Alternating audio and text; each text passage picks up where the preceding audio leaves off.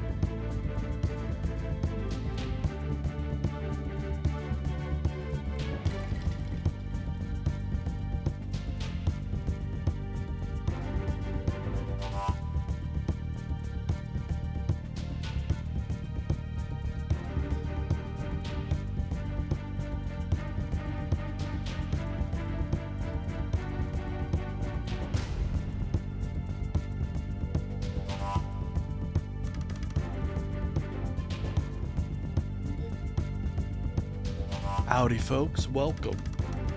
Welcome in, welcome. How is everybody doing today? Sorry about not streaming yesterday, had something come up, but today we're ready. We're ready to talk about the greatest coping maybe of all time by the right. This is a dope little song though. I'm gonna let it play out. You know, you gotta let the music play out a little bit.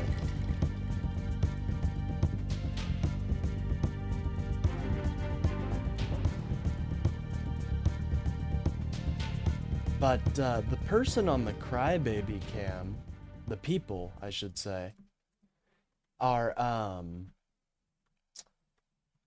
this duo I found called Zuby that said the title of that is "Progressive Ideas Are Destroying America."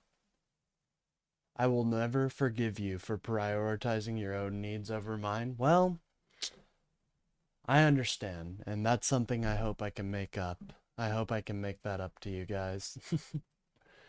But there is so much coping by the right that it's kind of bewildering. It's kind of bewildering to me.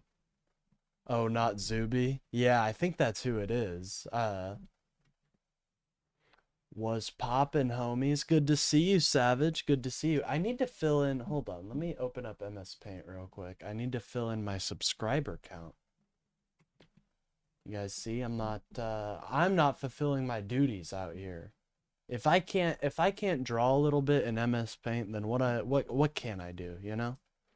One moment, guys. I think I called it subscriber arc. Yeah, there we go. All right, let's fill in a little bit. Let's fill in a little bit here. Very exciting. We have hit 104 subscribers. Can you guys believe that? We're growing out here, and MAGA is taking note. You know, they really are taking note of my meteoric rise. Oh, geez. I love the comments they leave, guys. I really do. I do. Like, they're funny. They're never, like, super original. You'll notice that. But, they try. And that's all I really ask of my MAGA brethren. At least they try. At least they give their best shot. And they may not hit the target every time, but they try. They really do. All right. Boom. Look at that, ladies and gentlemen. We now are one step closer to that 500 mark. Sunday, Sunday, Sunday. Oh, we got everybody out here. We've got the hottest coping anywhere in the world, folks. The best. Sleeping Joe Biden couldn't... Oh, yeah. He couldn't. He could never cope like this, folks. You'll find a few Russians in those comments. Oh, yeah. Oh, yeah. Oh, I think I really am hitting the base, though. I think my videos are getting to the base. I'm not gonna lie. Anyways, let's switch over. Shout out to SBC, Silicon-Based Cabbage. Nice little drawing there. And yeah, let's just get into it. So this first story I wanted to talk about, I guess I should I'll give the rundown, by the way. I'll give the rundown. First, we're going to talk about this MTG MAGA split that's going on. Or I guess more a MAGA civil war. It's very interesting. Then we got Tim Pool confronts OnlyFans star, says she is a hypocrite and a liar. Whoa, whoa, whoa. After that, I'm actually probably gonna push this to the back. You know, Nick really at this point is just filler content, so and we got more than enough to talk about. After that, I have this article about how Trump's Republican Party insists, this is the coping right here. This is one of the biggest copes I've ever seen in my fucking life, dude. This report by the AP is saying that they insist there's no affordability crisis, and they're basically saying the elections were a fluke. How stupid can you be? How dumb? It baffles my mind, dude. Or was it Ghislaine Maxwell's horse? Time will tell. Time will tell. I really want to do a Epstein episode. Maybe we'll do that tomorrow or my next day off, which is tomorrow and Tuesday. So we'll be going over those Epstein files. Don't worry. Don't you worry. We're touching a little bit on it here with the Trump feuds, but I really want to get into it. Bubba was Tom Hanks. Interesting. And then after all that, we'll get to this dude that I just plucked from the great rightoid sphere. Progressive ideas are destroying America. I guess he wants to have a debate. I didn't really notice that, but we could do that. That sounds fun. Anyways, let's get into this PBS News article. I've been using PBS a little bit more, you know. I've really been enjoying their coverage. The dog that has barked, that is so damning. I know, dude. That is a really, really damning statement. So many Republican reps say they're willing to vote for the forced release of the files. Yeah, I know. That's something else. They are so screwed on this. Like, and this is why you can't just have one big ass figurehead like Trump, because he can do stuff like this. Yeah, now. Anyways, let's get to this. Good evening, I'm John Yang. What up, John? Hold on, let me turn up my desktop audio just a little bit for you guys. All right. Make sure it's all cylinders firing out here. President Trump continues to be dogged by a man who's been dead for more than 6 years, Jeffrey Epstein. Yesterday, the president broke with... Bill, you bring up an interesting point. I actually think the senators might. There might be some senators that are willing to move on this. Like some Republican ones. It looks really bad for like any senator just to say no to this. They're essentially like damning themselves to a primary. So I think we'd be surprised at the amount of senators that are going to vote on this, Republican included. Representative Marjorie Taylor Greene, a one-time staunch ally, who was among 4 House Republicans who joined all 214 Democrats to force a vote next week on releasing the Justice Department's Epstein I don't files. know. That's all. I don't know, Bill. I don't know. That's all I'm saying. Like, there could be some crazy plays here in the Senate. Because it's really hard to vote no on this because your primary candidate or like a potential primary opposition or your in the elections, they can always bring up that you said you didn't want to see the files. that's really hard to defend, you know? In a Truth Social post, Mr. Trump called her a ranting lunatic and said, "All I see wacky Marjorie do is complain, complain, complain." Mr. Trump left Washington late yesterday, but couldn't escape the controversy. Aboard Air Force One, he sought to deflect attention onto political opponents. It's really, what did he mean when he spent all the time with Oh my Clinton? God, that's something the really disgusting. If you guys saw my short about it, I was talking about how most of the people, far left march, I know.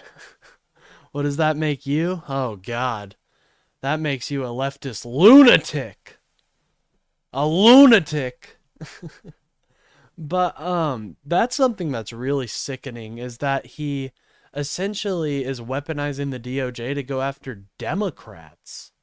And a lot of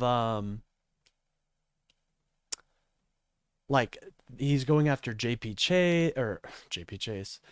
Morgan, Chase, like all these companies. I don't know why he's going after them in particular. I guess it's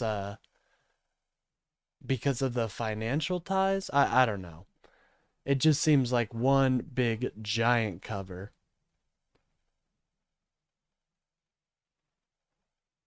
I'm guessing Molesky, Tills, McCollum. Yeah, I think we'll see even more. I think we'll see more, especially as this rift starts to grow within the Republican Party. Because not, you know, just by odds, not every Republican can be stupid. You know what I mean? Some of them gotta realize, like, their party is dead if they keep backing Trump.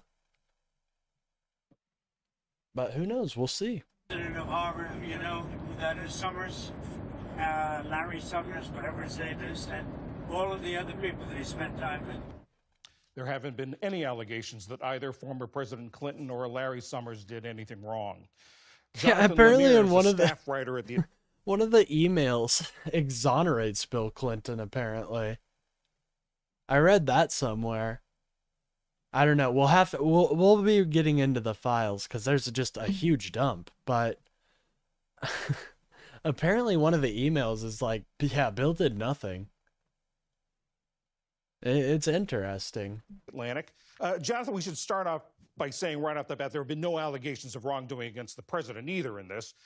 But this story got a little gas this week because Ooh, and someone else that looks super bad in these files is Steve Bannon. He looks like a scumbag, dude.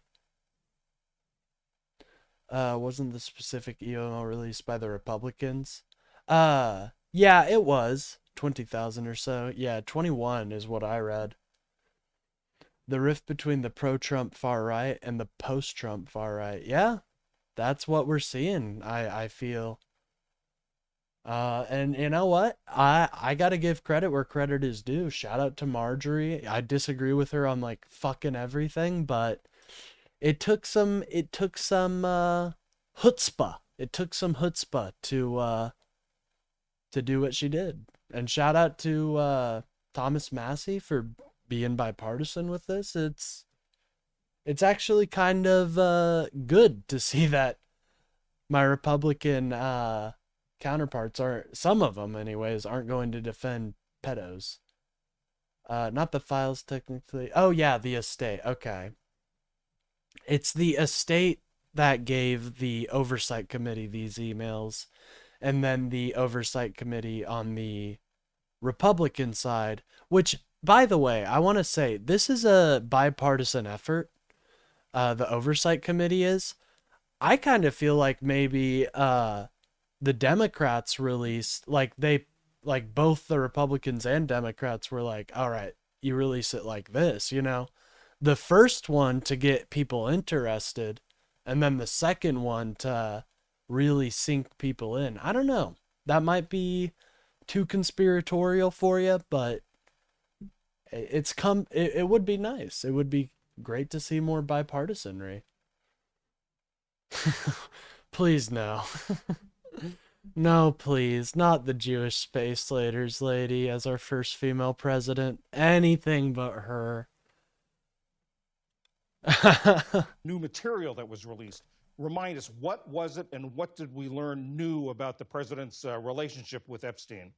Well, we've been hearing about these so-called Epstein files for years now, and that's not what we got this week. But what happened was a few emails were released by Democrats on the House Oversight Committee that shed some new light on the Epstein-Trump relationship. We've certainly known that they're friends.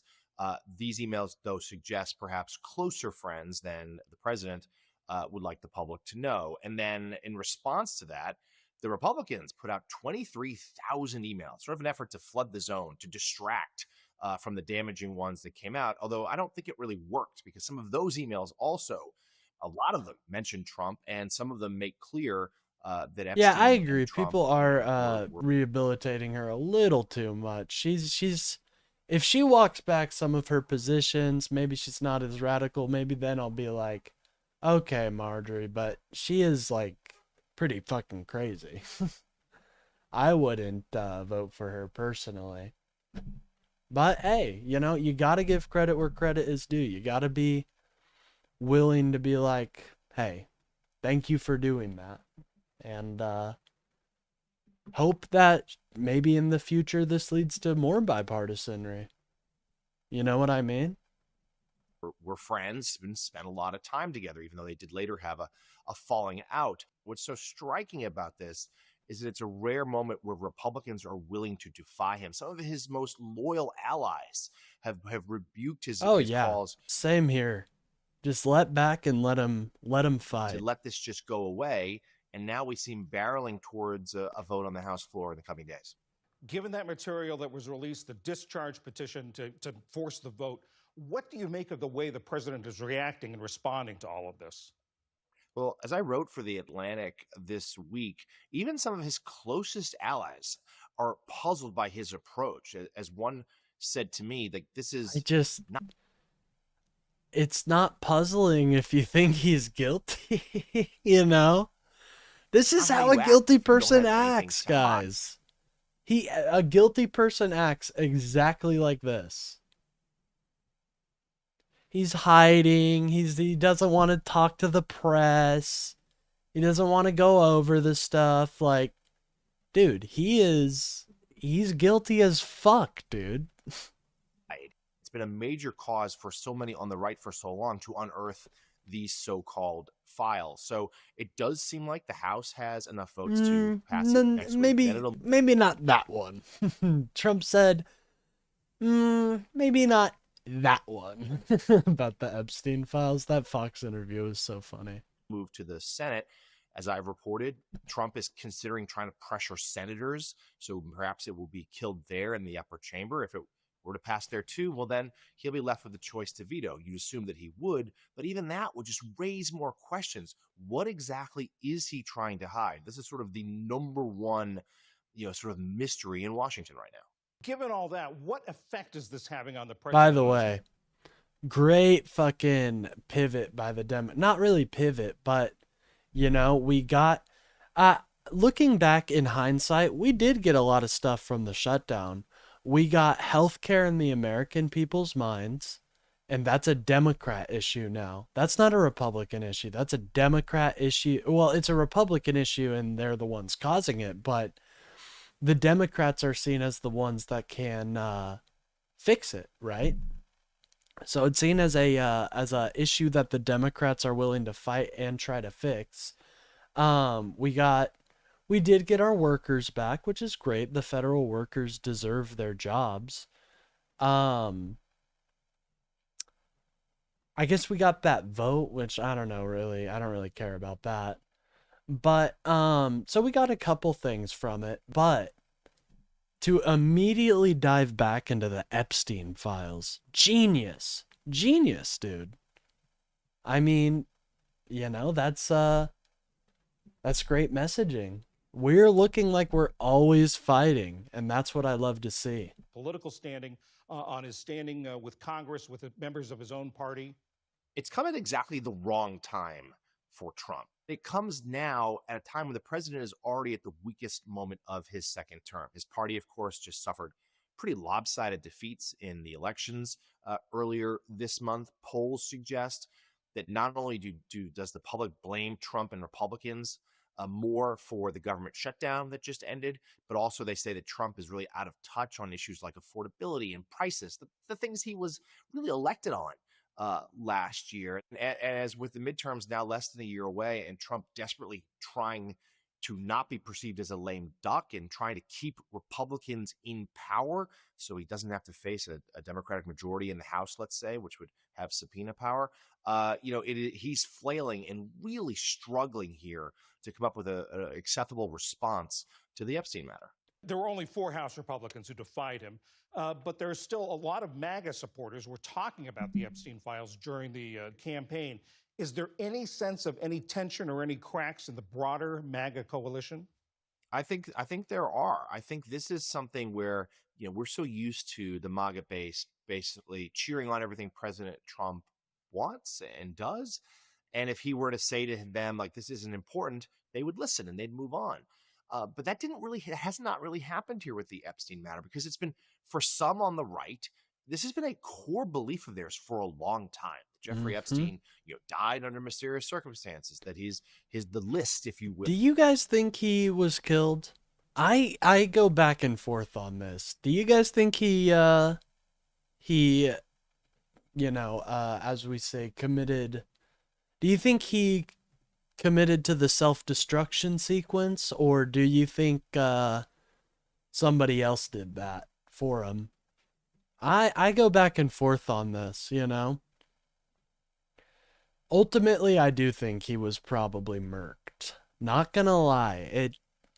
Maybe that's my old conspiratorial mind, But part of me kind of just thinks he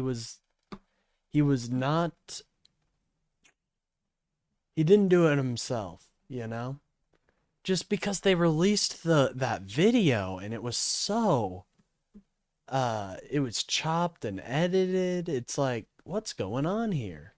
Anyways, I think it's hard to break two vertebrae, but who knows? Yeah, I know, that's the thing. It's like, I guess we'll never know until maybe the files come out. I mean, there were investigations, Whenever MAGA is like, well, the Democrats could have released something, all I say is, well, they were doing stuff. They indicted Ghislaine on charges of child prostitution and child trafficking. Like, we were doing that. We were trying to clean up this ring. Now, do you think... I don't think there's like this giant ring of pedophiles. But to be quite honest, Donald Trump is really fucking making me second guess that with how cagey he is and how he just can't talk about this. I heard it in a Brian Tyler Cohen video that even people One Trout Central were agreeing with MTG over Trump. You're gaslighting. Oh, shit. That's crazy. Bill is going to bring down powerful people and institutions, largely Democrats, they think. So that's a hard thing to ask your voters to give up. And I think now that some Republicans, the 4 in the House, have taken a stand, I suspect there'll be some in the Senate who do as well. It could very easily it'd be interesting to watch whether this really springs to life again as an issue in the sort of conservative media, because it did earlier this year. A lot of the MAGA sphere, the podcasts, the blogs, even some cable shows really seized on the Epstein matter and questioned President Trump. They largely stopped when he asked them to, but now perhaps those questions will be revived. Jonathan Lemire of The Atlantic, thank you very much. Yeah, there are even more edits than the missing minutes, so it's very possible. I mean, it's yeah, I don't know how Trump gets out of this one. He could release everything and I don't think people would be happy. But I think he's guilty, so I don't think he wants to release everything. I think that is his biggest fucking fear. Oh yeah, I had that article we'll watch towards the end here. Whoops. Anyways, so we'll take a step back from the Epstein files. Don't worry, we'll talk about them soon. But now let's dive into a little Tim Pool. A little Tim Pool. Oh, Trout said Truth Social. That's funny. That's funny as fuck. Trout Central. All right, anyways, we got Tim Pool confronting an OnlyFans star. Says she is a hypocrite and a liar. Oh god. So this is going to be fun. This is going to be fun. Tim Pool, the Russian tool. Yes, that's him. Say hi. See, he's ashamed of his baldness. He's ashamed of it. I wear it with a fucking badge of honor. That's the sound of me slapping my head. The Democrats couldn't realize the file because of the Ghislaine Maxwell trial, and if they tried to release them, could have triggered a mistrial defense. Good point. Good point. Right now to ban every married man from your OnlyFans. Oh my god. Tim, calm down. Take it back a little, buddy. Slow down. Anyways, I'm not gonna lie. I kind of thought that was when I started the video, the original video. He went from being on top of the world to facing a harsh prison sentence, and all those connections he had couldn't stop it. Immense feeling of despair leading him to do it himself makes sense. I mean, yeah, it makes sense, but then why was the video edited so weird, you know? There's just a bunch of little holes that are like not very. Gotta be like Hutch and have an emote. Once we unlock emotes, I'm down for that. That would be sick. But to talk about that, SBC. Yeah, I agree. Like, it does seem like he definitely was in a position where I could see he would take his own life, but also those connections, you know, were getting him like a pretty favorable treatment in the prison. So I don't know. He has his hat on too tight. Yeah, it's well, actually, I think he hides like a Voldemort like creature behind his beanie personally, but that's a good theory too.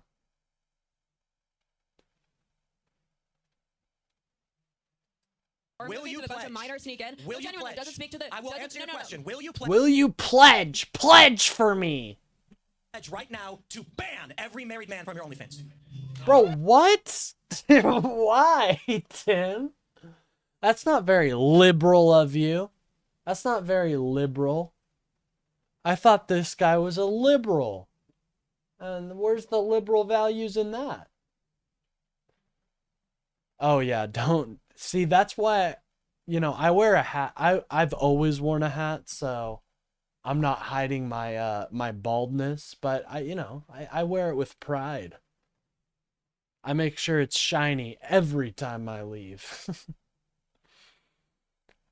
Anyways. Whoa! Yeah! Oh, fuck. He's getting passionate. He is passionate about married men not being on OnlyFans. Or not having an OnlyFans. I mean, I agree. You should be honest with your partner and you shouldn't have an OnlyFans. You should be enjoying each other's company, but you know, it's totally dependent on the relationship. Who knows? Maybe they have to watch the OF girl to start. I don't know. See, this is why I don't really care too much. You know, I don't want to think about that. I too wear a hat, but have a wonderful brown ringlets. Hashtag blessed. Well, I'm glad. Hey, it's the widow's peak, okay? And I knew, okay, My dad had the island going on. You guys know what I'm talking about. The island? Hold on. Let me show you what I'm talking about. I can just look up male pattern baldness and I'm sure I can find it. All right, let's see if we can find what I'm talking about. Okay, kind of like that. Okay, here we go. Now, eventually, all of this will just recede and you'll just have this tuft right here. That's what I call the island. This guy's got a little bit of island going on, but that's just massive cope.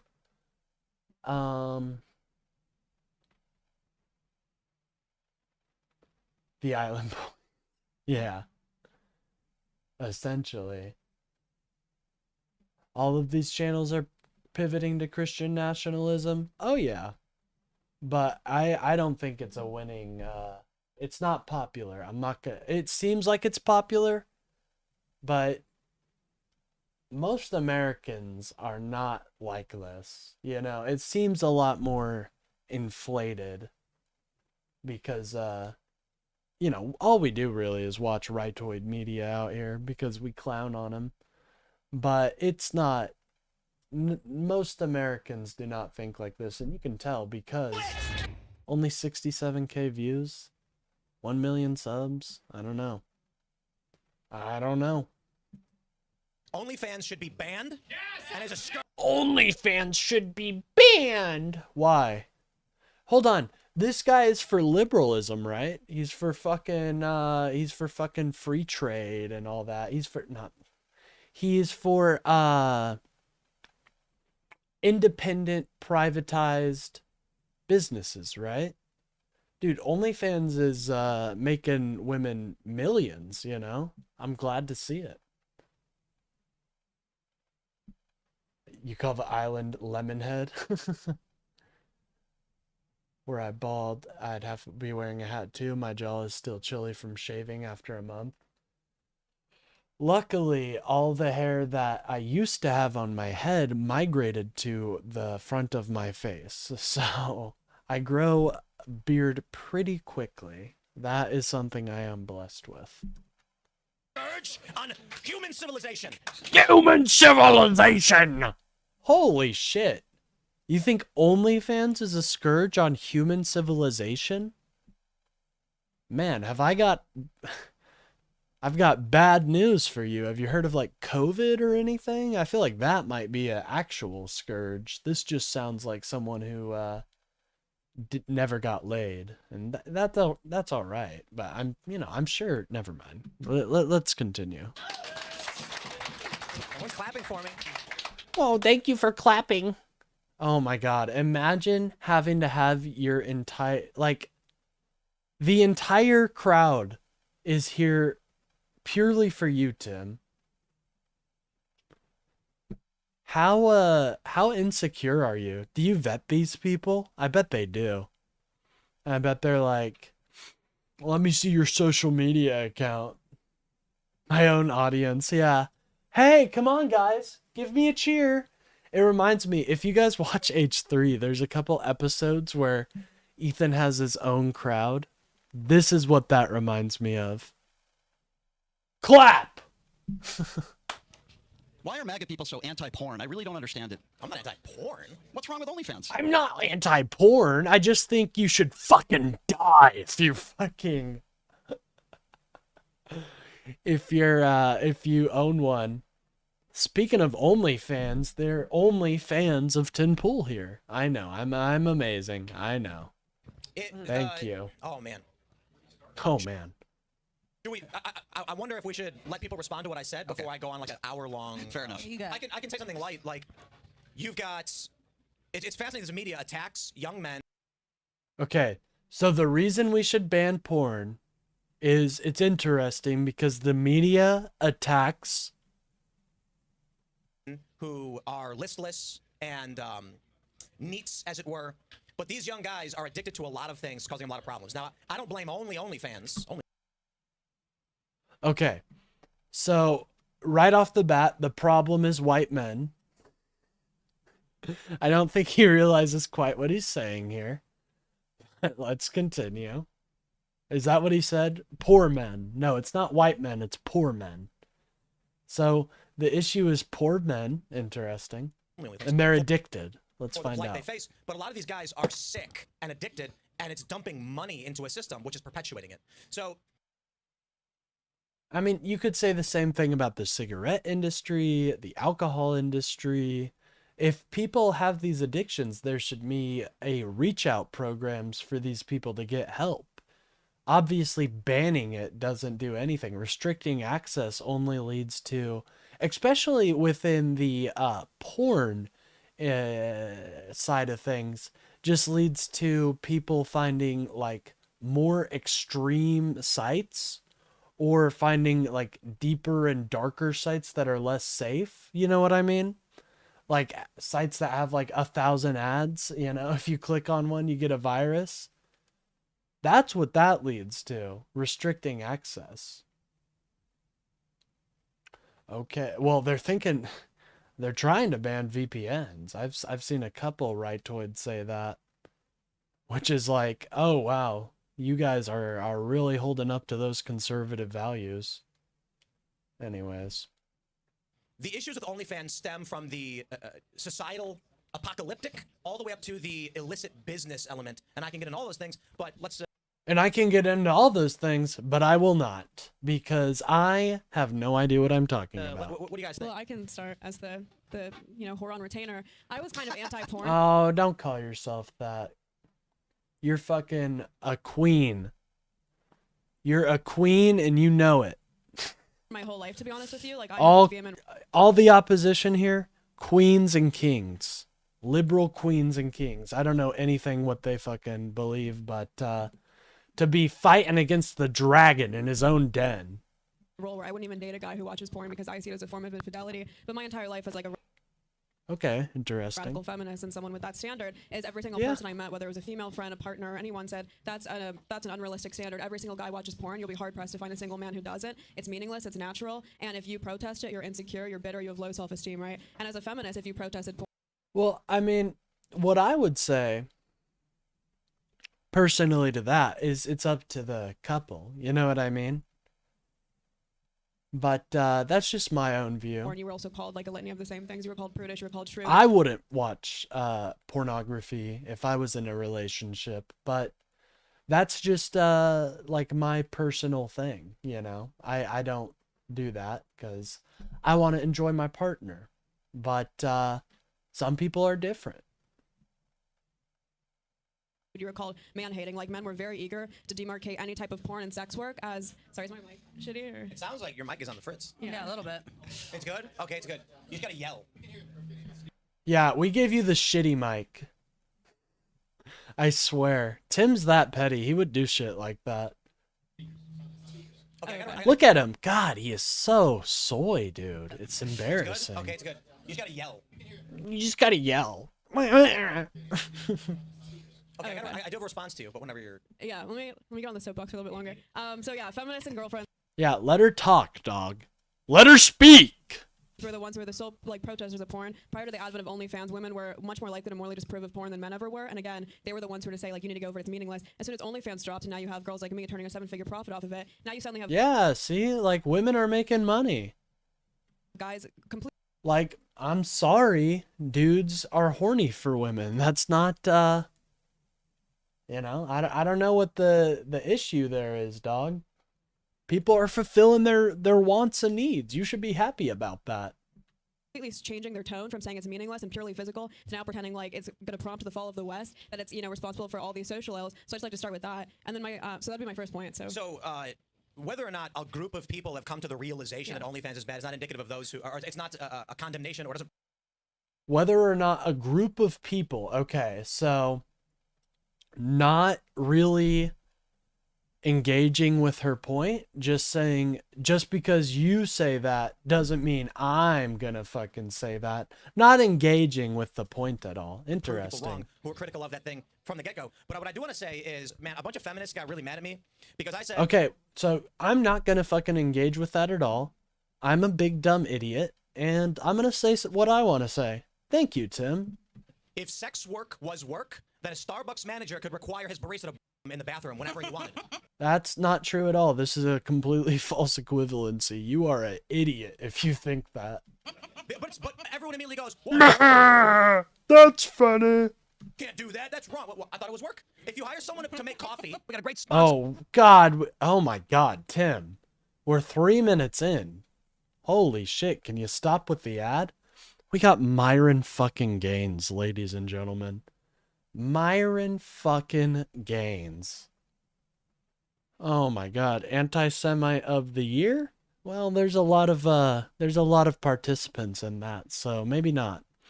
I think she's from DGG. I'm not a DGGer. Sorry, I haven't read the chat in a little bit. I think she's from DGG. I'm not a DGGer, so I could be wrong, but she was kind of an idiot. Her whole thing was being a WEFer and being a virgin and finding a guy okay with that. With it. I mean, she can want what she wants. Yeah, you know. I don't know much about her, so OnlyFans had a better model for performers than previous porn. Lefties want OnlyFans banned too because its founder is Israeli. I know. That's it seems like the liberals, I'm telling you, the liberals. Fucking, we're Chads out here. Yeah, idiot for different reasons, I'm assuming. But let's see how, I mean, it doesn't take much to defeat Tim. The reason he's got that crowd there is because he knows he's a fucking dumbass. You know? The industry has plenty of issues, but the idea that MAGA care seriously about any of those is laughable. Yeah, I'm not saying the industry as a whole. I think OnlyFans is good because it allows women to take control of their own sexuality and sell it in their own way, you know? They don't have to depend on some greasy ass fucking porn industry long time person is gonna just be the most disgusting, you know, exploit them. But Tim has an issue with that. Tim wants the sleazebags to be in control of women. Man or a janitor, I'm a barista. By that logic, then massage work is work. It'd still be inappropriate for a boss to request a massage off on the clock, right? So like that's a shitty Not argument. necessarily. So really, it would be appropriate for a McDonald's worker to hire his employee to give him a massage in the back room. This is the thing. Or do you think massages should be illegal too? Do you think that should be seen as not work? There's a fine line, and massages actually have a very bad reputation. Of leading to sex work, yeah. Of being sex working. So but that's not related to what I asked you, which is remove it leading to sex work. Do you think it'd be wrong for an employer to ask his employee to give him a massage in the back room on the clock? And if not, then you should argue that massage work isn't work by your logic. So the point of sex work being work. It's kind of a bad argument. I wouldn't have went with that one, but interesting. Is women are arguing they have careers doing this thing that is clearly a lot of people have issues with. And not to say that it should be illegal. There's a lot of people, of course, on the right. Look, oh my God. A lot of people have issues with it. That's interesting. So we just shouldn't do it. Okay. Allowed ever or whatever. The point is, sex work is not work in the way 99.9% of all tasks are work. And when you say okay, how so? They're exerting their body. Okay, for one. They are fulfilling a need. How is it not work? What are you talking about, dude? I don't know. Say sex work is work. The implication is it's no different than working at a bar. It is very different. And so is being a masseuse. Now, being a masseuse is substantially less at issue. However, there still is a bad reputation among massage parlors of being sex shops because it's a gradient. So I would not... Yeah, there's a bad reputation about how your beanie is hiding a giant Voldemort-like face, but that doesn't make you not a human, right? I think it stands. Ask a bartender to be a masseuse, but guess what? You can hire a bartender and you can ask them to clean the bathroom. A lot of people have issues with banking. Does banking need to get rid? Good point, Bill. Guess we should just get rid of bankers. Should just let the fucking dollar crumble. And he's gonna be like, but someone's got to do it, and you work here, do it or don't. There's a big difference, and you wouldn't ask a lawyer to clean a bathroom either. But when people say sex workers work, they're trying to normalize it as if it's on par with every other But job. I also, yeah, I do think it should be more of a protected category. Do think we should be more critical of sex work. I do think sex should be a protected category, and I think we should be more wary, for instance, of people being coerced into it as opposed to other types of jobs. So I agree with you there, but I don't think just because I would agree that it's inappropriate to, goad your employee to do it, that makes Never it not work. concede ground. That's my thing with these debates. Never concede any ground. I'm sorry. That's what they want. They want that so fucking bad. I'll debate him on all fucking aspects. Fuck it, dude. We can get into the nitty gritty once I destroy you on the main point. You know what I mean? I never would concede.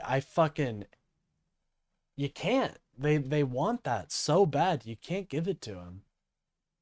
Work, right? Same way, again, remove massages. I think that it'd be inappropriate to ask like a foot rub or a pedicure from one of your workers, but I don't think we should now like mock the types of work that a lot of Asian women do in this country, which is giving pedicures and stuff like that. Well, I want to say this. Wait, Tim, I want to say this. It doesn't matter.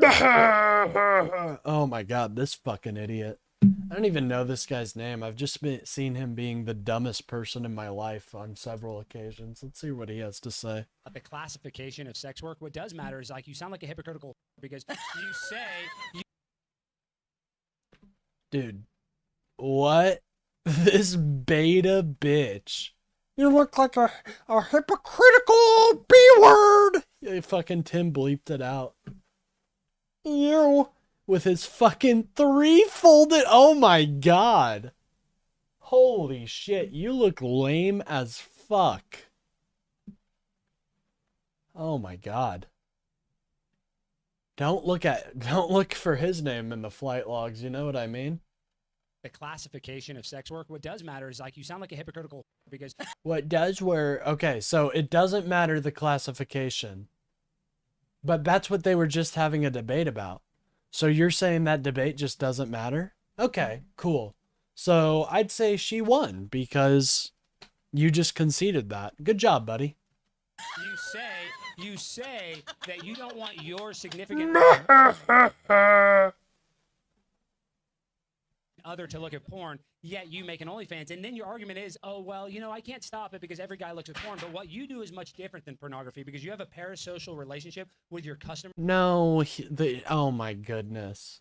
A parasocial relationship? So should we just ban all fucking social medias? You wouldn't have a job if parasocial relationships were your #1 priority of why it's an issue. So any man that subscribes to your channel is cheating. So you only facilitate more cheating. So for you to say, I don't want my guy to watch porn, it just makes you sound like the hypocritical you are. That you are. It just makes you sound hypocritical. So, for one, what are you talking about? That entire argument was just stupid. Let me go back and let's really dissect what you just said. Because every guy other to look at porn, yet you say that you don't want your significant other to look at porn, yet you make an OnlyFans, and then your argument is, oh well, I can't stop it because every guy looks at porn. But what you do is much different than pornography because you have a parasocial relationship with your customer. So any man that subscribes to your channel is cheating. So you only facilitate. Wait. Hold on. Every man? Okay, maybe he just misspoke. But what if you don't know anything about these men, for one? Yeah, a Tucker Carlson hat. I know. What a cringe lord. But for one, you don't know who these men are, for #1, okay? So you don't know if they're cheating. You don't know if they're in a relationship. You don't know anything about these people. You're just assuming that every one of these men is in a relationship, which, if that's the case, then you have way more hope for the modern men out there than most people do. Facilitate more cheating. So for you to say, I don't want my guy to watch porn, it just makes you sound like To facilitate more cheating? That's a huge leap in logic. You say okay, here's the thing. If it's cheating or not is defined by the couple, not by you. I have an issue with it. You know what I mean? Isn't there someone you forgot to ask? Type energy out here. the hypocritical you are. No. Right. I wasn't done with my argument. I wasn't saying that Okay, like. we'll argue my point. Okay, well, argue my point because I want to fucking put on this. Essentially what he's doing is he's trying to play a trap card, which traps her into a stupid argument that nobody's making. He's trying to play a trap card, but let's see if it works. Nobody cares about No, the I am. last So I one. was Nobody saying cares. that, like- Nobody cares about the classification of your work. Like you work on a massage parlor, it doesn't matter. Bro, that's what they were just arguing about. Holy shit. Pay attention to the conversation. I know your big dumb brain can't understand words, but try your hardest, please. What matters is the fact that you are just so, I guess, ingenuine in the fact that you admit you don't want the person No, that I you was love. saying what changed my view about porn. Yeah, but you said you don't want I could talk. You're so ingenuine. Look at all these insults he's trying to throw out. His argument is baseless, though. Let's go genuine in the fact again. that you admit you don't want the person No, that I you was love. saying what changed my view about porn. Yeah, but I you could said you go. don't I want could talk about it longer. You said I you was don't want just your saying that. significant other to watch porn. I was right? saying that. Now, what's the hypocrisy? If you're single, you can watch porn. If you're in a relationship with her, you can't. What's the hypocrisy? She makes porn, but that's for everybody. It's not for only married men. If it was for only married men, you might have a case, but I believe anybody can subscribe to that OnlyFans. I don't know. But, yeah, I don't pay for that kind of stuff. You know what I'm saying? My whole life I was vehemently how about this? anti-porn. My Do you opinion want on your porn has significant other changed to over watch the porn years. now? Do you want your boyfriend to watch porn now? While we're currently dating, no. Does that speak to morality? So But no, wait. And Listen to this dumb right here. Yeah. She doesn't want her boyfriend to watch porn, yet every day she spreads her on the internet. Okay. And your point? Porn. What a dumb. Dude, what's your point? You're not making a point. You're just yelling really loud. Dumb fuck. Hypocritical. Dude, I could do that too if I was in an argument. Should I just start doing that? Yeah, that's a great debate tactic. Look into it. Oh, I'm a dumb. And he thinks he's funny. Oh, jeez, I don't want my no. boyfriend to watch the same shit that I do for a living. It's making a bunch of relationships fail. This guy got his girlfriend taken away by somebody, and you can just tell. Look at his eyes. The PTSD is there. Oh my God. He's seeing the flashbacks now. Oh no. Did he oh no. He got cucked. So that's why she's bad and evil. Okay, and two Okay, I'm on her side now because I was so mean. Does he have a similar story to Myron? You guys know that Myron video? Yeah, no, I love it, honestly. I'm willing to bet her subscriptions went through the roof after appearing on the show. The audience are so desperate. I know, dude. So two She things. does love it. I know. I do. So You like first to of be all, humiliated. That's I why really you share do. So your. my You like to be humiliated. God, this guy is a fucking freak. Get him away from me. Ladies, protect your drink when this guy's around. Holy fuck. first thing would be that just because I'm a proponent of a type of institution that I wouldn't want my boyfriend to be on doesn't speak to the morality of it. Same way I could work. Wait, time out. How does you not wanting your boyfriend to be on it not speak to the morality of it? What do you mean? What are you talking about? How does it not speak to the morality of it? Well, she's making a stupid... I don't think that's what I would go with personally. I would say, sure, there's a morality to the person using it, but there's not a morality to the person making it. It's user dependent, dude. Do you not know what that means? Why don't you want your boyfriend to be on it? Because you think it's immoral, you dumb bitch! You are wake up! God, I would fucking... This guy needs to get his shit rocked then, for real. I'm sorry, like, you don't call people that. Like, this guy has never got punched in the face in his life. Obviously. He has never gotten his shit rocked. Oh my God. Gross guy. Wait, no, can I answer first? Yeah, go. Okay, so for instance, I could work at Bumble, I could work at Hinge, I could be Oh my God. Hold on, I can just see the response now. Oh my God, he's asking for violence. He's asking for violence? No. No, no. He shouldn't get punched in the face. He shouldn't. He should have in the past been punched in the face, but, you know, things can't change. And you should never punch him in the face now. Okay? Are we clear? Never send hate. Never punch people in the face. That's not how we deal with it. This guy is suffering in his own way when he looks in the mirror every day and sees her. Be working for dating apps, would it be retarded for my boyfriend to say, oh, by that logic, I should have an active Hinge profile while we're dating? No, no. Difference? You Why working can't I at a work for an tech company institution? is different Why than can't I work working for an at a porn institution and company, it's not be okay and with you're my too partner stupid doing to it? understand the You're a difference. fucking You don't. component. Alex, Can you Alex. actually address it? Or you want to do your one trick over and over? Every drug dealer knows you don't sample the product. Okay? You don't want... You know what happens in the gangs when one of the gang members starts doing the... It's not like that, Tim. It's not like that.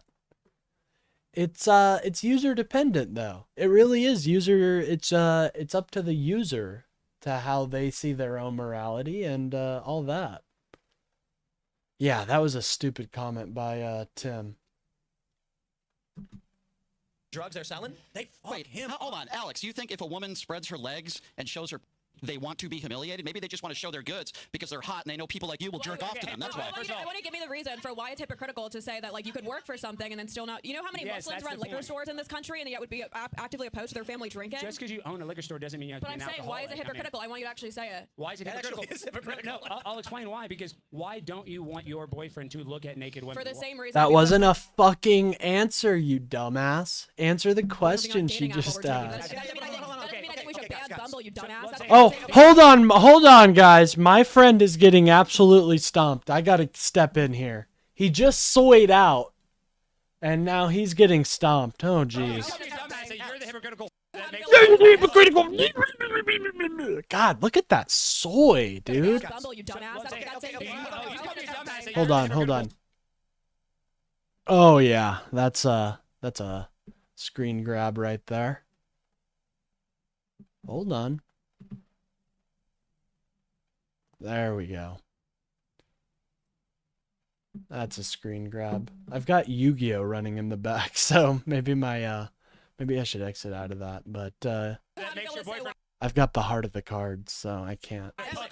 Dude, my Blue Eyes deck, it's fucking over. Yeah, your boyfriend's a cuck. It's fucking over. Your girlfriend's online spreading her.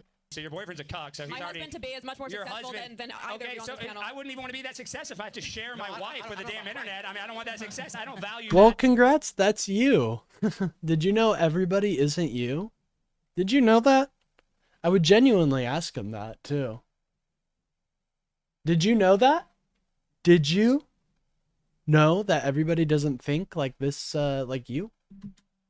Or view that as success. Okay. But so let's get into why I think OnlyFans is bad. And another reason, you don't want your boyfriend watching porn while you're dating. Totally get it. And how many of the people are paying you are in relationships? One study found that 89% of OnlyFans subscribers are married men. So you. Whoa! I don't think that's a. There's no fucking way. 89%. I'm sorry. I'm gonna have to fucking call a little doubt into that.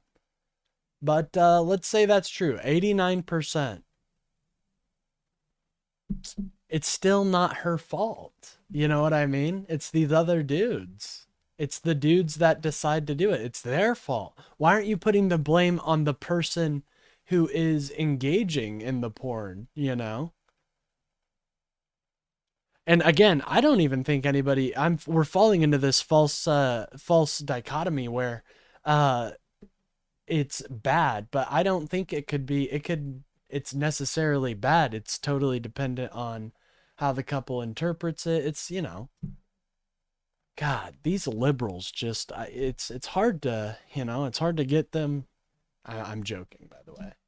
You are outright saying, fuck those men. It's what they're doing is bad, and I will supply them with an immoral thing because they pay me money. I don't think the morality of a product speaks to the type of customer bases who uses it against their partner's wishes. You don't want your boyfriend to do it, but you don't care if other people do it. To me, it's as cowardly as the guy who blames cheating on like alcohol and saying like, "Wasn't my fault. I was drunk." We love to blame the mistress. At the end of the day, I'm not responsible. The people who make rated R movies, aren't responsible ethically for the types of underage kids who sneak into them, right? So I'm not making it for married people. If they want to transgress the boundaries of their relationships and be adulterers, why does that speak to me? Does it speak to the person who makes horror movies? believe that a minor sneak in.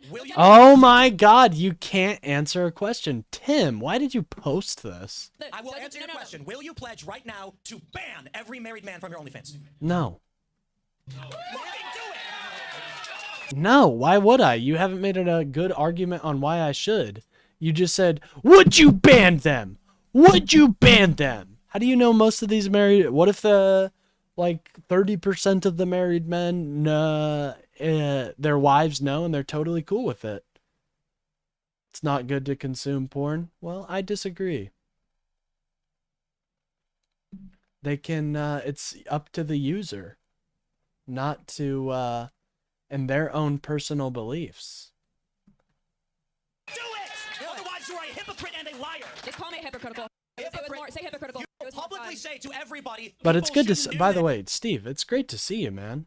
It's been a minute. But I will sell him the fucking drug. Do you think the people who come onto my OnlyFans are leading by saying, "Hi, this is this is who I'm a father to. This is who I'm married to"? How the fuck? Would I Yeah. know? So I'm just gonna what you do right now is you say on your OnlyFans, if you are married, unfucking subscribe right now because it's immoral and dedicate you're my wrong. entire social media platform to telling men to stop cheating on their wives, to stop watching porn while they're in relationships. So yes, I make it very clear that clearly. That's true. Oh, that's a good point. I mean, if she dedicates it. Wait, Yeah. how can you not see that it's an oxymoron, the fact that you basically are Oh, against thank you. porn I in a relationship, appreciate and it. you know that the majority of your customers are in a marriage, not even dating, but So they're should I married. be against Bumble because a lot of married men keep active profiles that cheat on their wives? Should I be against Jack bars? A lot of adultery and You're infidelity making takes place. comparisons are the Men manufacturer no, of Jenny, not no. equivalent, so it doesn't matter. Bumble is a dating site where two people can link up. See, now they've depersonalized it. They've made it like it's this factory machine. They're painting an image that isn't really true to the reality. You are a do you know how many principal people, creator do you know of how porn many for people married dating men. apps are in relationships? Did you know 58% of Oh women no. She fell for the trap. She fell for the trap, dude. That's a trap card right there. Should we ban Bumble? Should we ban? Yep, the Gish Gallop trap card. Should we ban? Oh, should we ban women in the workforce because you're more likely to be with a coworker?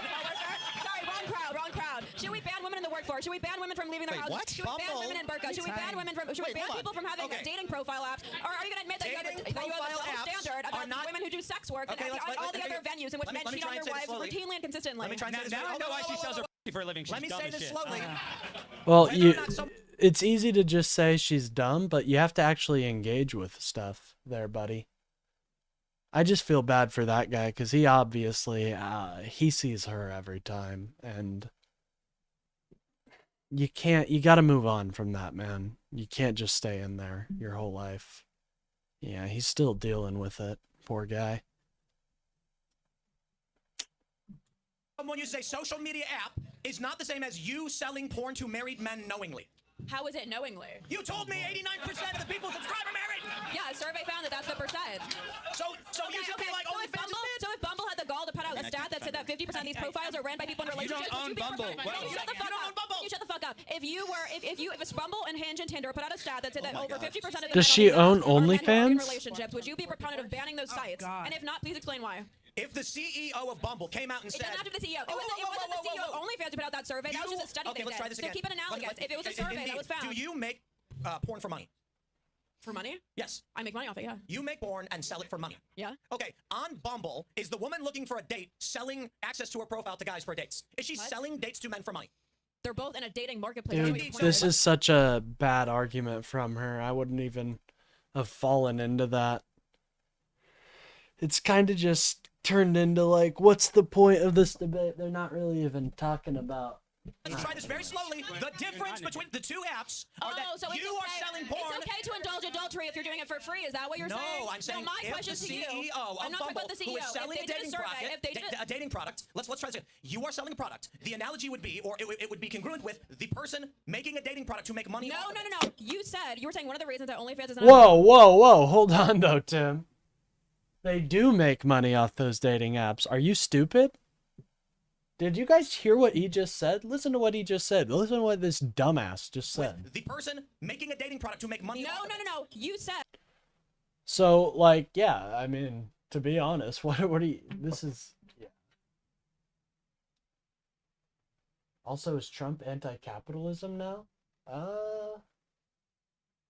I heard He was. You were saying one of the reasons that OnlyFans is unethical was because of what I just said, which is that a lot of the men on there are actually married, right? So I'm saying to you, if any of these dating apps were to find that most of the customers on there are most of the people who have profiles. Four times, and I understand. No, but then you keep changing it, being like, look, the CEO and all this money. I'm saying, let's try this again. Let's try this. Yes, I understand you've asked the same thing and lack the cognitive capabilities to understand. But let me try it very slowly. Bro, stop insulting. Actually engage. So embarrassing. Tim, why did you post this, dude?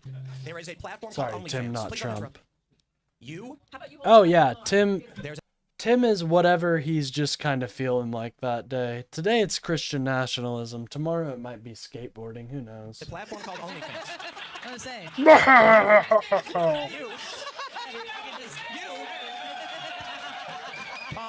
You are selling a product as the publisher of content. Myron just got turned on. As a business where you say you are selling knowingly to men who are doing something immoral. Now Bumble has Yeah, she's not making an amazing argument. I agree with her there. I agree with you there. But they're mostly, they're not even engaging with what she's saying. They're just kind of shouting and providing their own questions, which don't even answer her original question. Random It's very people meet each other, embarrassing. and they may be doing things that are immoral. You, as the seller of a product, are more analogous to the company itself making a dating product. So there's two individuals producing a product for immoral behavior. If the CEO or executive or board or whatever of Bumble came out and said, adultery is wrong and we don't want it on our platform, but we're going to make tons of money off of it, I would call them hypocritical. Okay, that is a horrible point because that's not what she's doing. Distinction about the money. So the money's the issue? I don't get it. I personally think he's just a fucking idiot. And that kind of just gave me a debuff. I can't lie, guys. I feel debuffed. Oh, geez. Anyways, here is some coping. Hold on. We gotta break. Let's break that content up. What is on the crybaby cam right now? Who is this? What? Who are you? Oh, geez. Hold on. Let me find somebody else for the CBC cam, guys. Who is that guy? Oh, geez. I didn't realize who was there was here, we'll get Nick, don't worry. Nick's always our faithful companion in the Shrimp Wars. Nick Fritas, here he comes. It's our boy. I gotta see the crying. When he oh, that video is so good, dude. It's so good. He's straight up crying. You know? Can't a man cry? All right. Here we go, guys. I got you. Don't you worry. Here we go.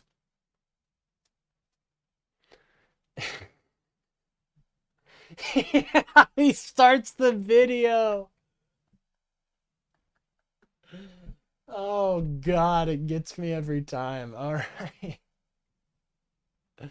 So have that while I read you this article. It won't take long. It's just this article by the AP. Trump's Republican Party insists there's no affordability crisis and dismisses election losses. New York AP by Steve Peoples. What a cool name. Almost 2 weeks after Republicans lost badly in elections in Georgia, New Jersey, Pennsylvania, and Virginia, many GOP leaders insist there is no problem with the party's policies, its message, or President Trump's leadership. Trump says Democrats and the media are misleading voters who are concerned about high cost and the economy. Republican officials aiming to avoid another defeat in next fall's midterms are encouraging candidates to embrace the president fully and talk more about his accomplishments. Yeah, great strategy. Seems like it's really working.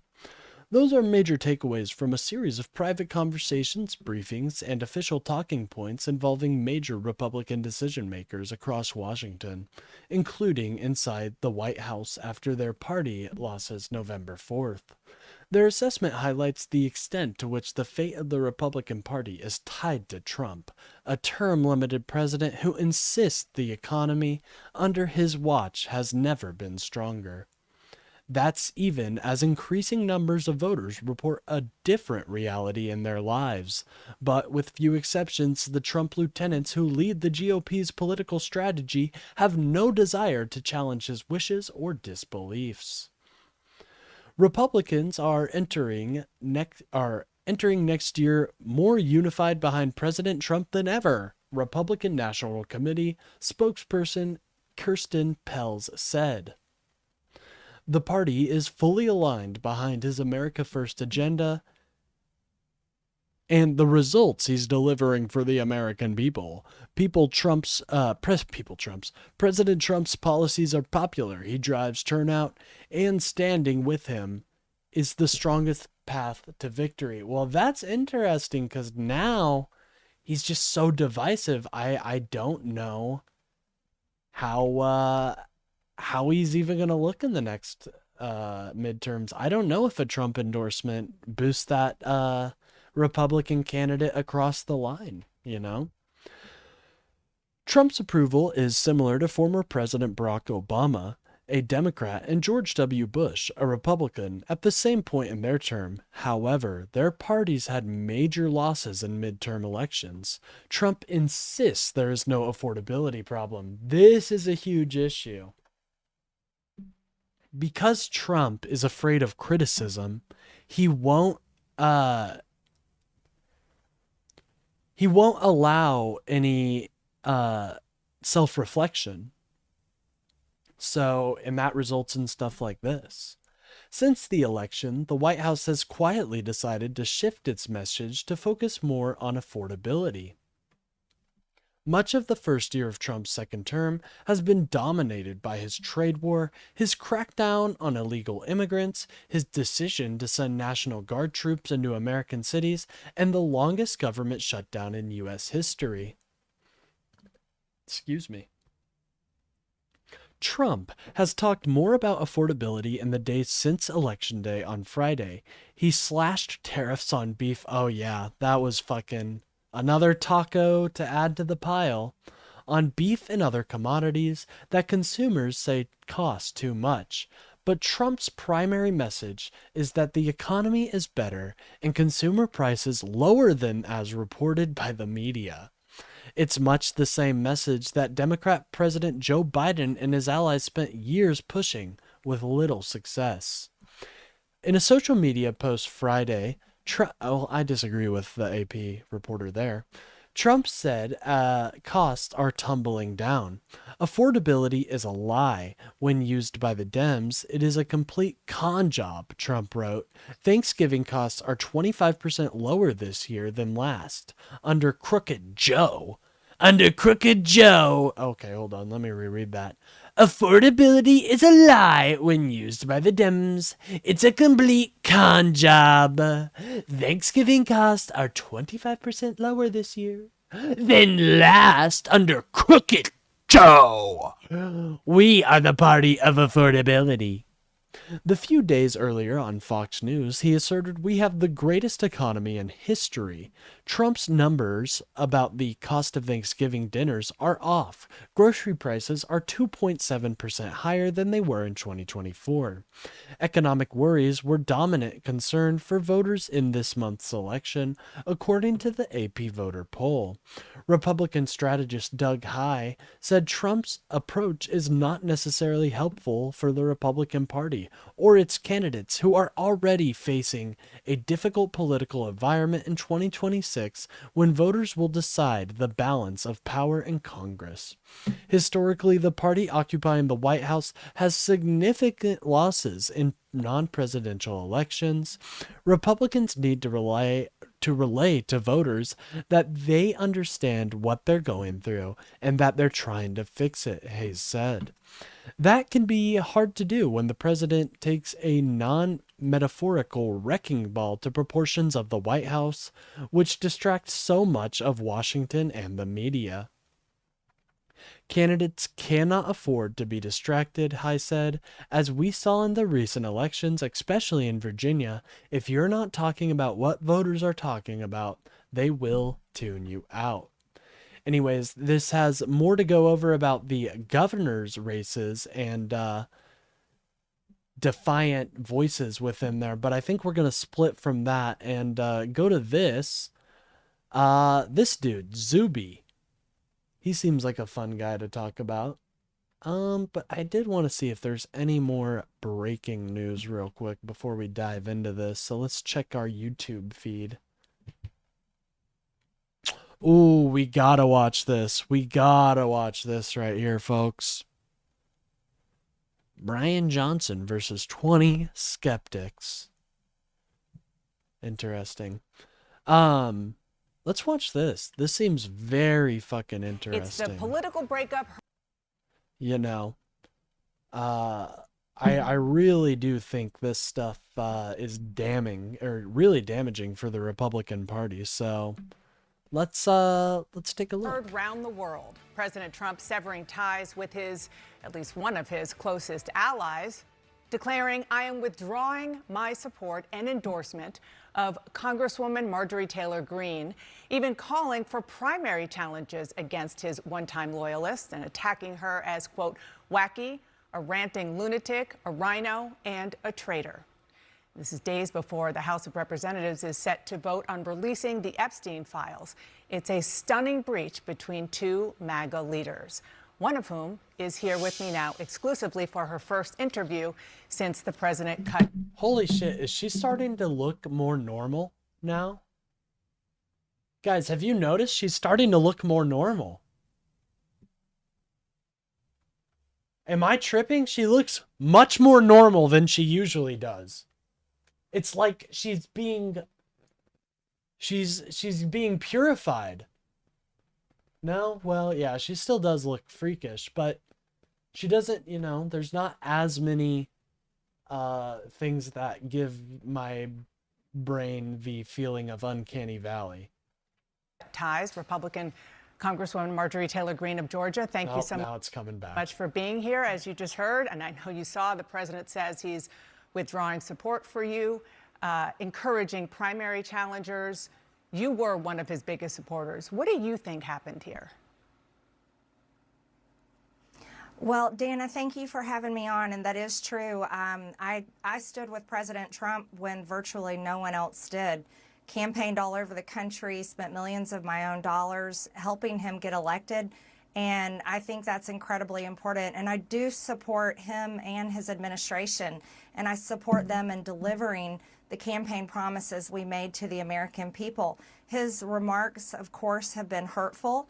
However, I have something in my heart that I think is incredibly important for our country, and that is to end the toxic fighting in politics. And this has been going on for years, and it has divided our country, split up friends and families, neighbors, and it's not solving our problems. The most hurt. Okay, when do you actually hear that from a Republican, though, guys? When do you hear that? That's kind of crazy talk. I mean, this is something we can agree on, right? Oh, geez. I never thought I'd agree with MTG. This is gross. She's going all in on the feminism. She'll definitely bring it up here. Fuck yeah, dude. Let's go. Hurtful thing he said, which is absolutely untrue, is he called me a traitor, and that shit is like really fucking mean ass language coming from the president. That's true. That's some weird ass, like, a traitor, dude. Come on. That is so extremely wrong, and those are the types of words used that can radicalize people against me and put my life in danger. What do you think happened? What do you think is the reason for this? Unfortunately, it has all come down to the Epstein files, and that is shocking.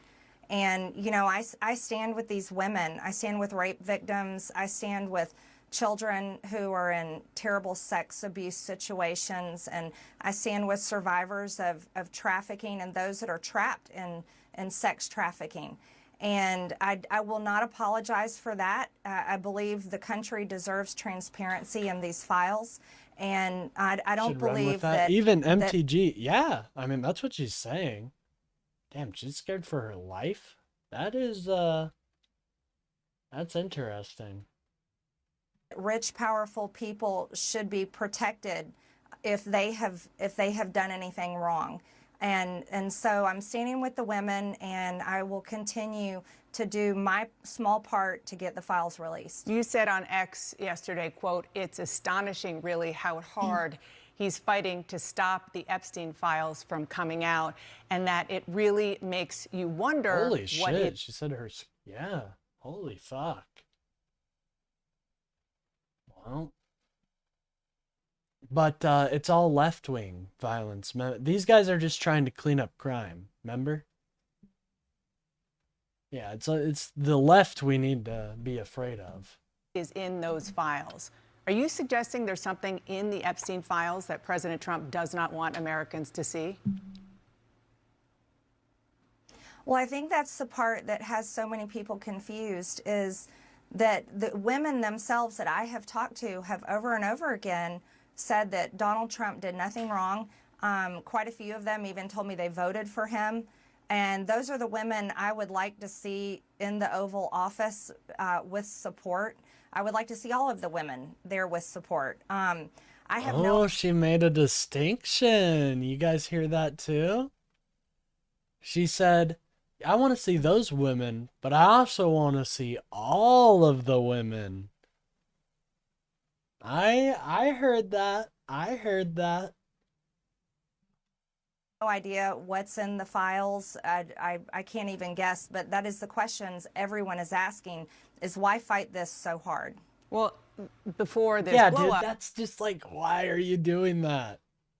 It's so obvious you're guilty, bro. you sort of alluded to this just now. You said you were confident the president wouldn't be implicated. Are you still confident of that? I'm listening to the women. Those are the ones that are saying that he did nothing wrong. Virginia Giuffre even said under oath that Donald Trump did nothing wrong, and she wrote it in her book. So I'm continuing to listening to the women. That's true. SBC, what she just said there about standing with women and not wealthy men being protected is traitorous to Trump. That's very fucking true.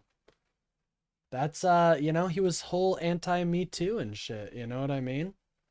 That was his platform for a really long time, is being against these women. So interesting to see it finally come to head and catch up to him, you know what I mean? And I think their voices should be the loudest. The president said the reason that you have been critical of him is not necessarily Epstein, but because he pushed you not to run for the Senate or for governor in Georgia. How and when did he do that? Well, that is absolutely not true. Actually, I never had a conversation at all with the president about running for Senate or running for Georgia. And those were decisions I came to on my own, that I don't want to have anything to do with the Senate. I think the past 2 months of the government shutdown should have shown America exactly why I would never want to be there. I think it's a very broken institution that serves the uniparty and doesn't serve the American people and how they vote.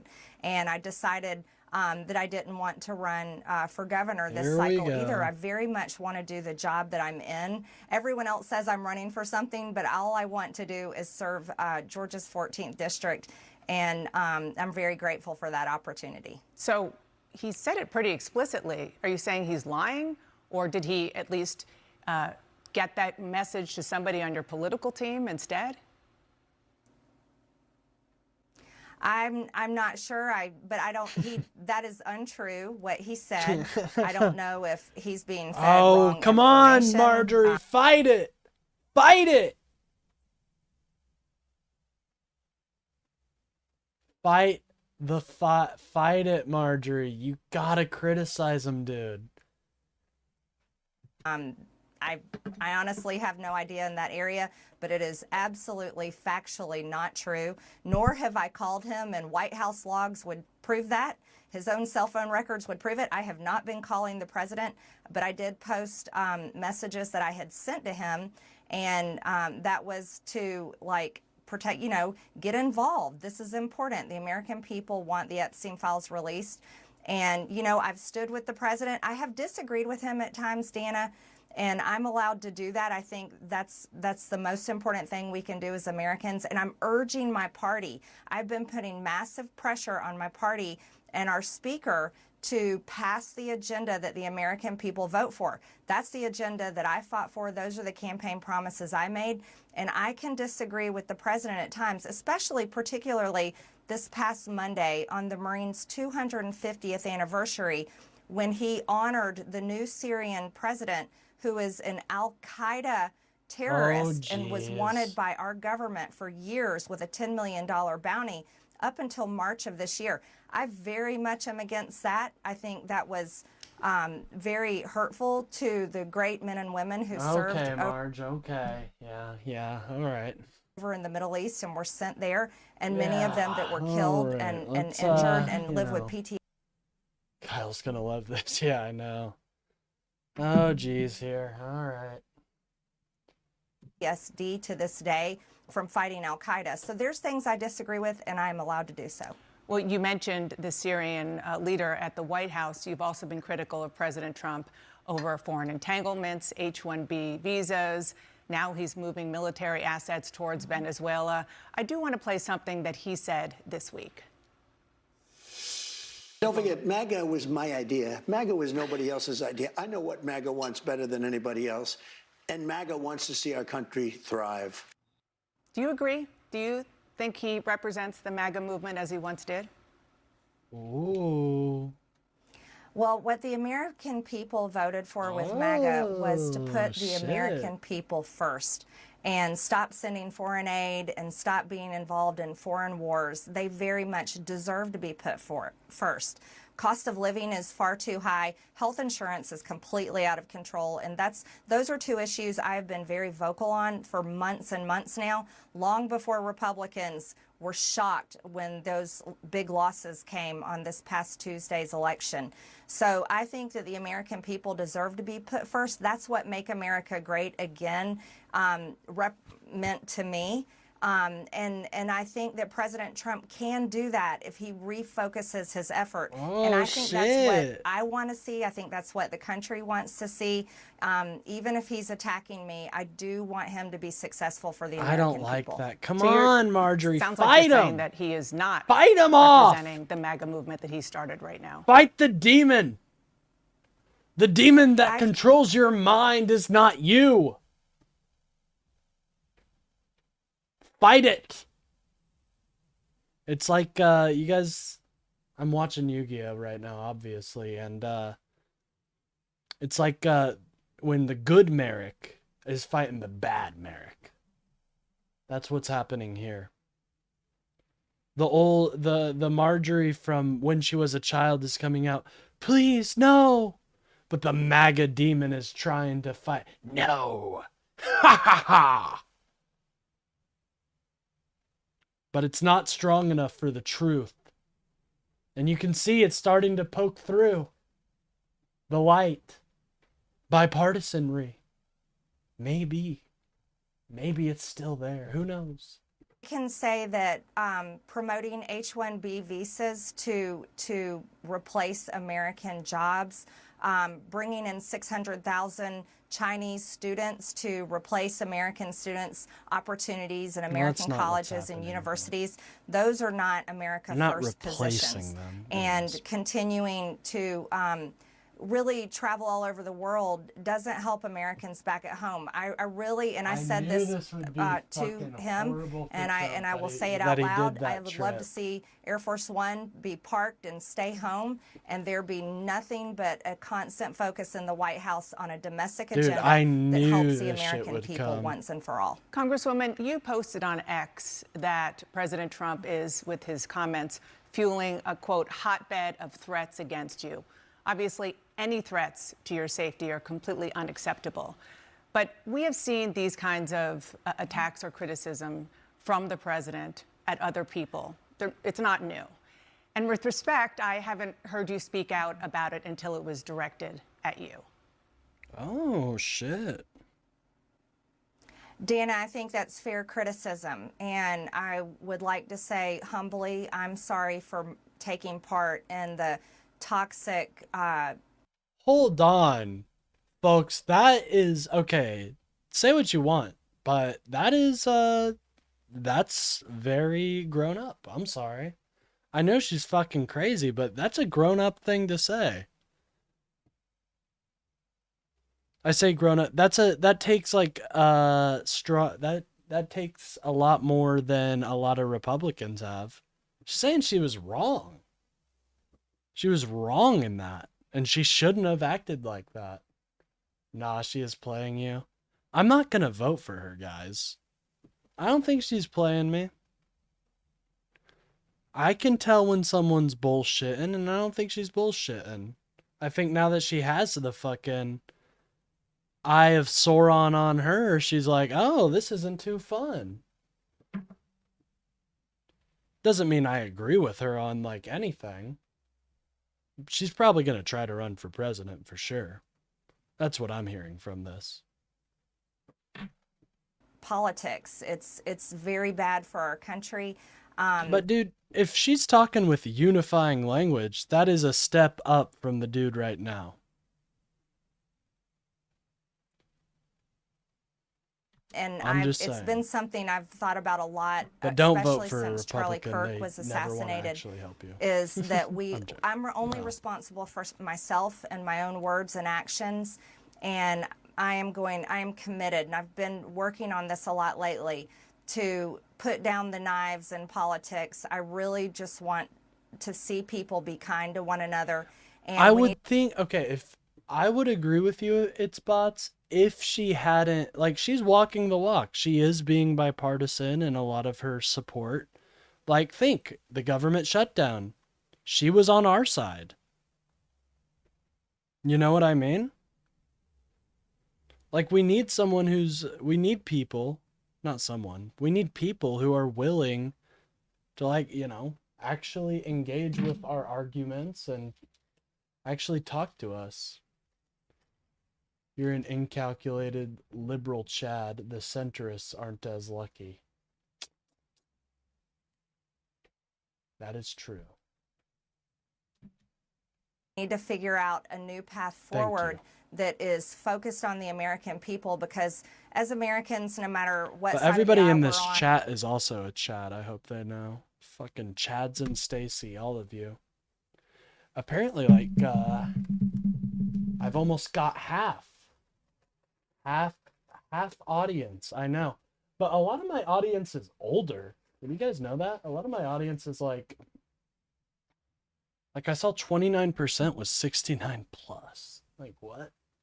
Shout out. I appreciate y'all. You are dope. We have far more in common than we have differences. And we need to be able to respect each other with our disagreements. So just to put a button on this, you regret the things that you have... She's just saying things folks want to hear. It's just platitudes. Well, I mean, I don't know. She's walking the walk. Like, she's voting with us. So, I don't know. Said and posted in the past, the Facebook... And what would she be, like a presidential nomination? I'm never voting for Marjorie Taylor Greene. You could have put the worst fucking candidate up in the world against her and I would vote. The worst Democratic candidate and I'd be like, well, at least he'll probably try to get some health care passed, you know. Post that was taken down of you in 2020 holding a But we're not going to have the worst. We're going to have Gavin fucking Newsom. gun alongside someone similar. the squad, encouraging people to go on the offense against the socialists, liking a tweet of somebody calling for the execution of Nancy Pelosi and former President Obama. Just examples.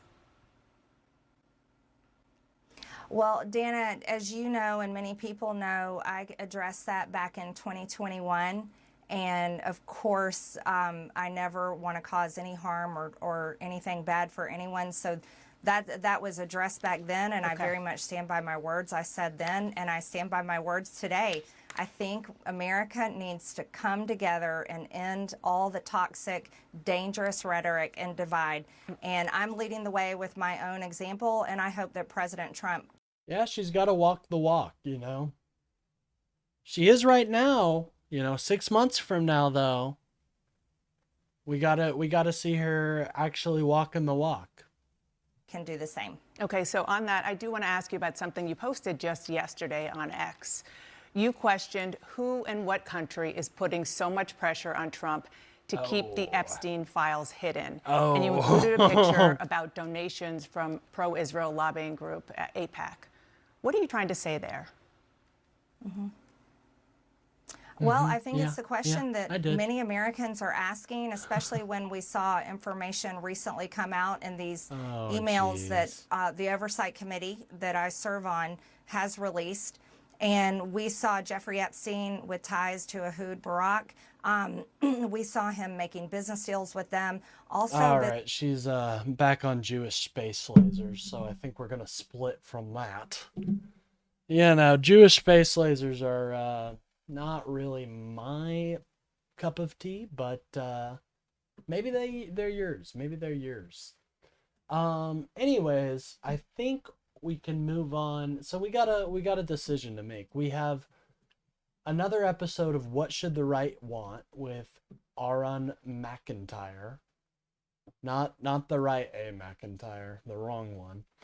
Or we have this video by Zuby. Progressive ideas are destroying America. Which ones are you guys feeling today? She can't stop herself from the allures of Jews that are... Yeah, I know. Sad to say, she's a big fan of the Jews.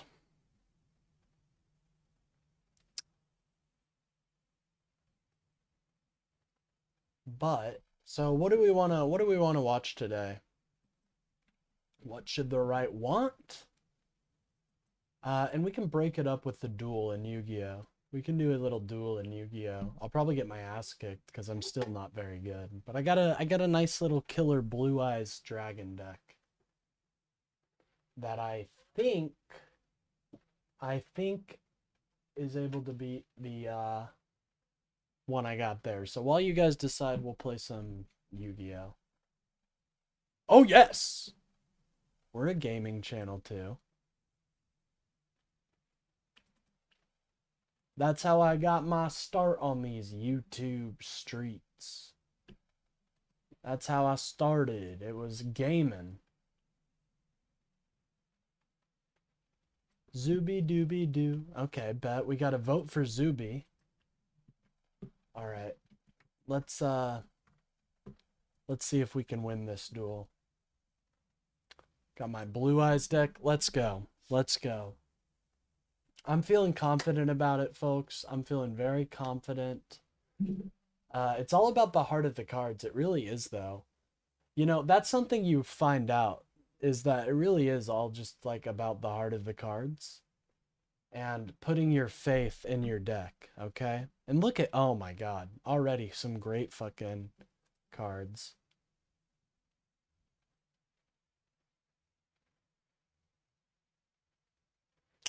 All right, so he's off to a crazy fucking hand already. Holy shit. He already got his King of Skulls. All right, that's always fun. Thank you for doing that. All right, I need to form a strategy. I think if I send this to the graveyard... This card is in the graveyard. Yeah.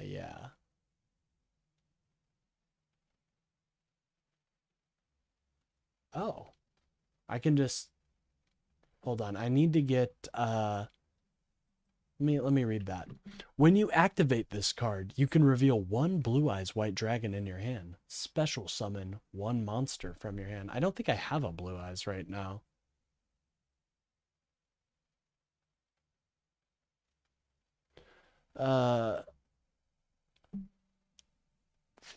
Okay. I'm seeing what we're doing here. Target one face-up monster. Since I don't have a Blue Eyes in my hand, I'll summon her, because if she's targeted by a effect or a card, any card, it will summon a Blue Eyes White Dragon. I just have to get ready for his onslaught that's about to happen.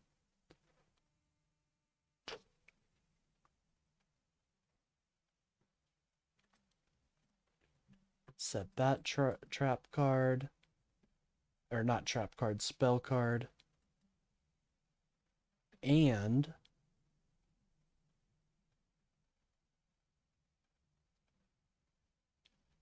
we're gonna, we're probably gonna end our turn. I probably should have put her in defense mode, but that's all right. Let's see how damaging this is. Let's see if we can survive this attack.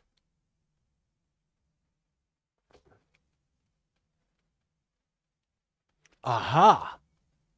He knows my Blue Eyes is okay. Never mind. He's got 4,000 attack points. That's crazy.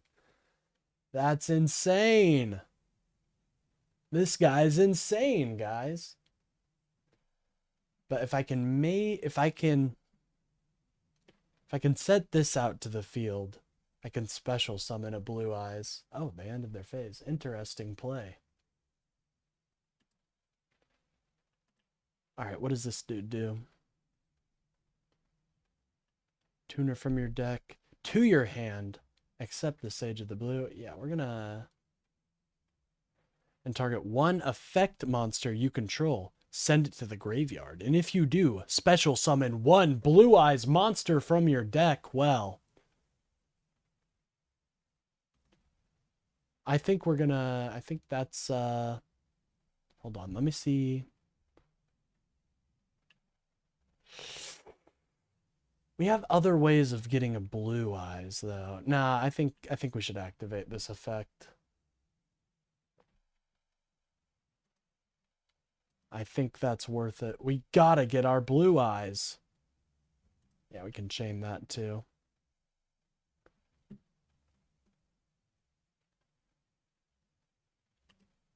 I thought we agreed on that. All right, let's see what we got here. We gotta get the normal Blue Eyes. I think that's our best. Oh shit, we can get a Chaos Mag. Probably not the best idea. Probably not the best. We got to get our first Blue Eyes here, guys. So we'll select that. Another card from your deck to your hand. Duh. Blue Eyes Solid Dragon. That one looks interesting, but let's get the Blue Eyes Jet Dragon. That one's a nice, powerful attack card.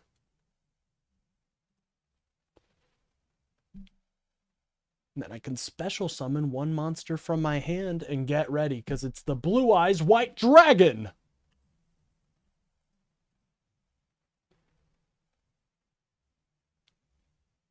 Oh, I thought we were...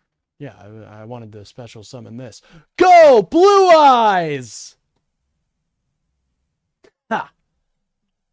But that's just the beginning of my onslaught. You just wait.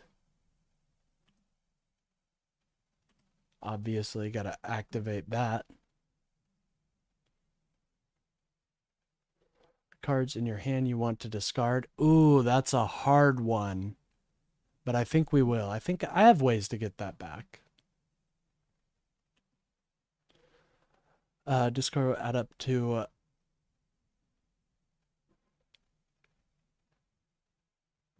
Whoa. Or we can do that.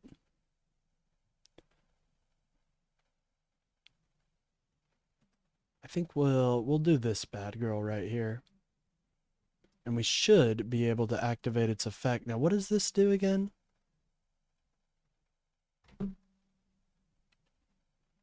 Oh, I can special summon another Blue Eyes. I think we're actually going to do this, though.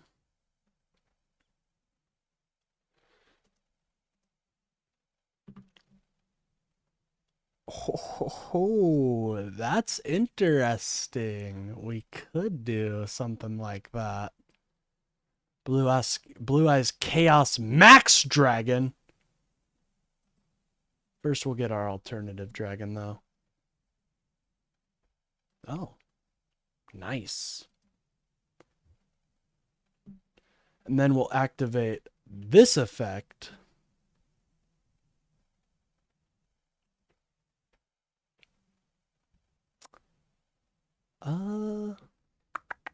Yeah, we'll do this.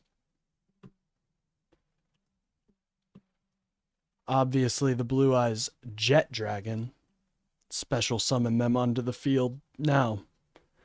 Unfortunately, I'm not quite strong enough yet. But hold on, what's this? I can special summon. Let me see which one I want to do.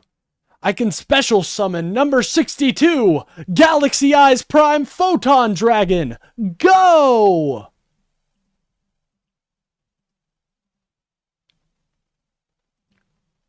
But don't you worry. This isn't the end of either of those dragons. Either of them.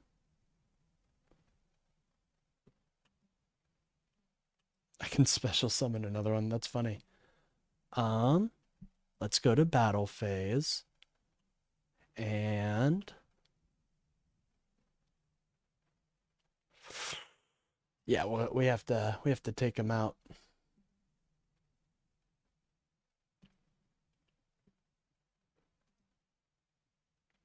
Let's detach my Blue Eyes. And there we go. That's how you get rid of a monster. Oh, well, never mind. He's back. Only with 3,000, though.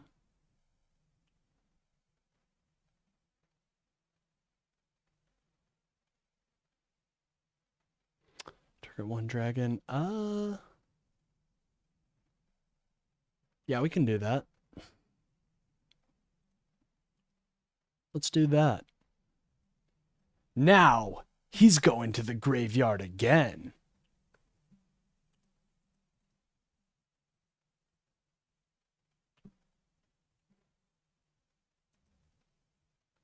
If this card is on the field, is destroyed, you can special summon this card from the graveyard. Gosh, what an amazing card right there. Obviously, yes, he'll come back. In defensive mode, though. Embarrassing.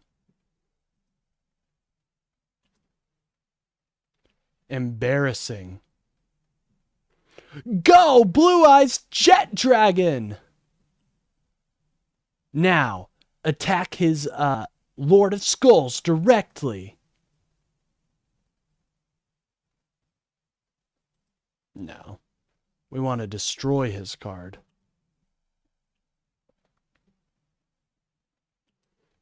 Because it loses points every time it's summoned. Yeah, look at that. Now it's at 1,000. How embarrassing. Ha ha ha. You'll never face the power of my Blue Eyes. Do I have a Blue Eyes monster in my... Oh my god, I do. There we go. Am I about to be able to summon my my Blue Eyes Chaos Dragon? That's crazy.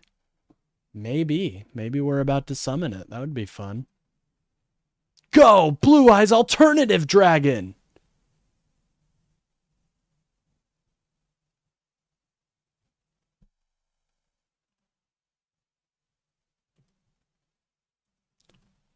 Let's destroy that. I think it permanently gets stuck in the graveyard now. What can I special summon right now? Nah, I don't think we need to spend. I think we're good right now, folks. And I end my turn. They're really getting their ass whooped right now. Unless they have a card that can destroy all 3 of my dragons, he has no chance.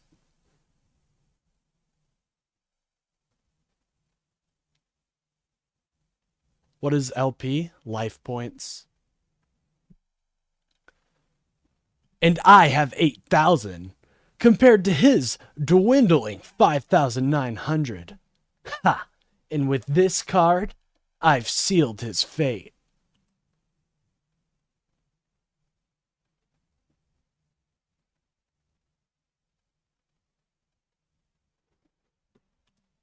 I'll place this card face down. And then, I activate my effect of vision with eyes of blue. Actually, hold on. Maybe I shouldn't have done this. Ugh. Any way I can back out of this? Yeah, that might not have been the greatest idea, ladies and gentlemen. We'll sacrifice... Oh, okay. Never mind. There we go. Let's get a normal Blue Eyes on there. Go, Blue Eyes White Dragon!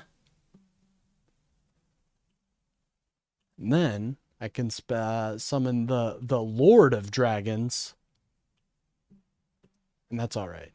Because now they have to target him.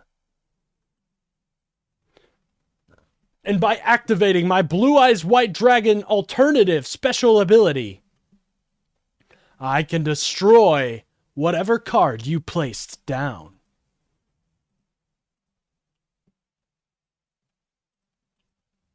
And now go, Blue Eyes Jet Dragon!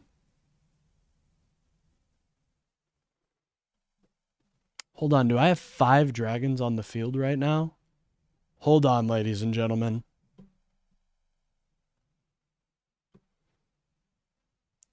I don't... No, I can't do the King of Dragons right now. But what I can do is summon my Blue Eyes Twin Burst Dragon. By combining my alternative Blue Eyes and my normal Blue Eyes, I can summon a far more powerful beast. How are you guys liking my narration, by the way? Alright, we can't special summon anything else. Okay. Now, cancel that out. Obviously activate this. And we'll return our Jet Dragon real quick. And place that there. And I think we won. Maybe. Maybe not. Maybe not. Who knows? 1 sec, I'm stretching. Oh no! Now he has a turn. Oh, what a shock. What a shock. No shock there.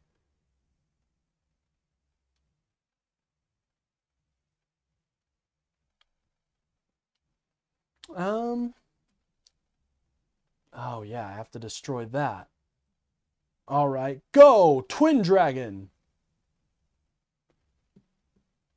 Now... I'll attack! How did he only take 2,000? That's interesting. Alright, let's summon another dragon. 3. Oh yeah, I don't want to summon any of those. I guess I got it. Cannot be destroyed by battle. There we go. I forgot that about the twin eyes. Oh, by the way, Flamaris, good to see you. Ha! You have no shot at defeating my Blue Eyes deck. Send your Skull of Servant. 7,000 attack points? No way!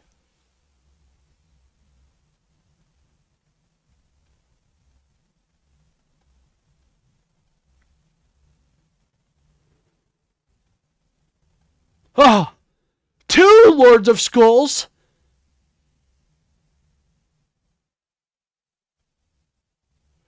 No, not my twin burst dragon.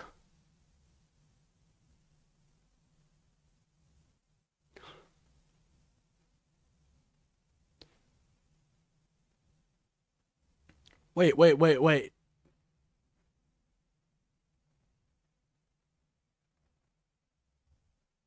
Oh no. How did I lose? That was crazy. That was a good game. Huh! I can't believe I lost! No, there were a bunch of misplays I had there, but that's alright. Don't worry about it, guys. When the tournament comes, you will be not looking at the same man. I'm going to have a bunch of rare cards, don't you worry. Anyways, let's learn about how progressives are destroying America, shall we?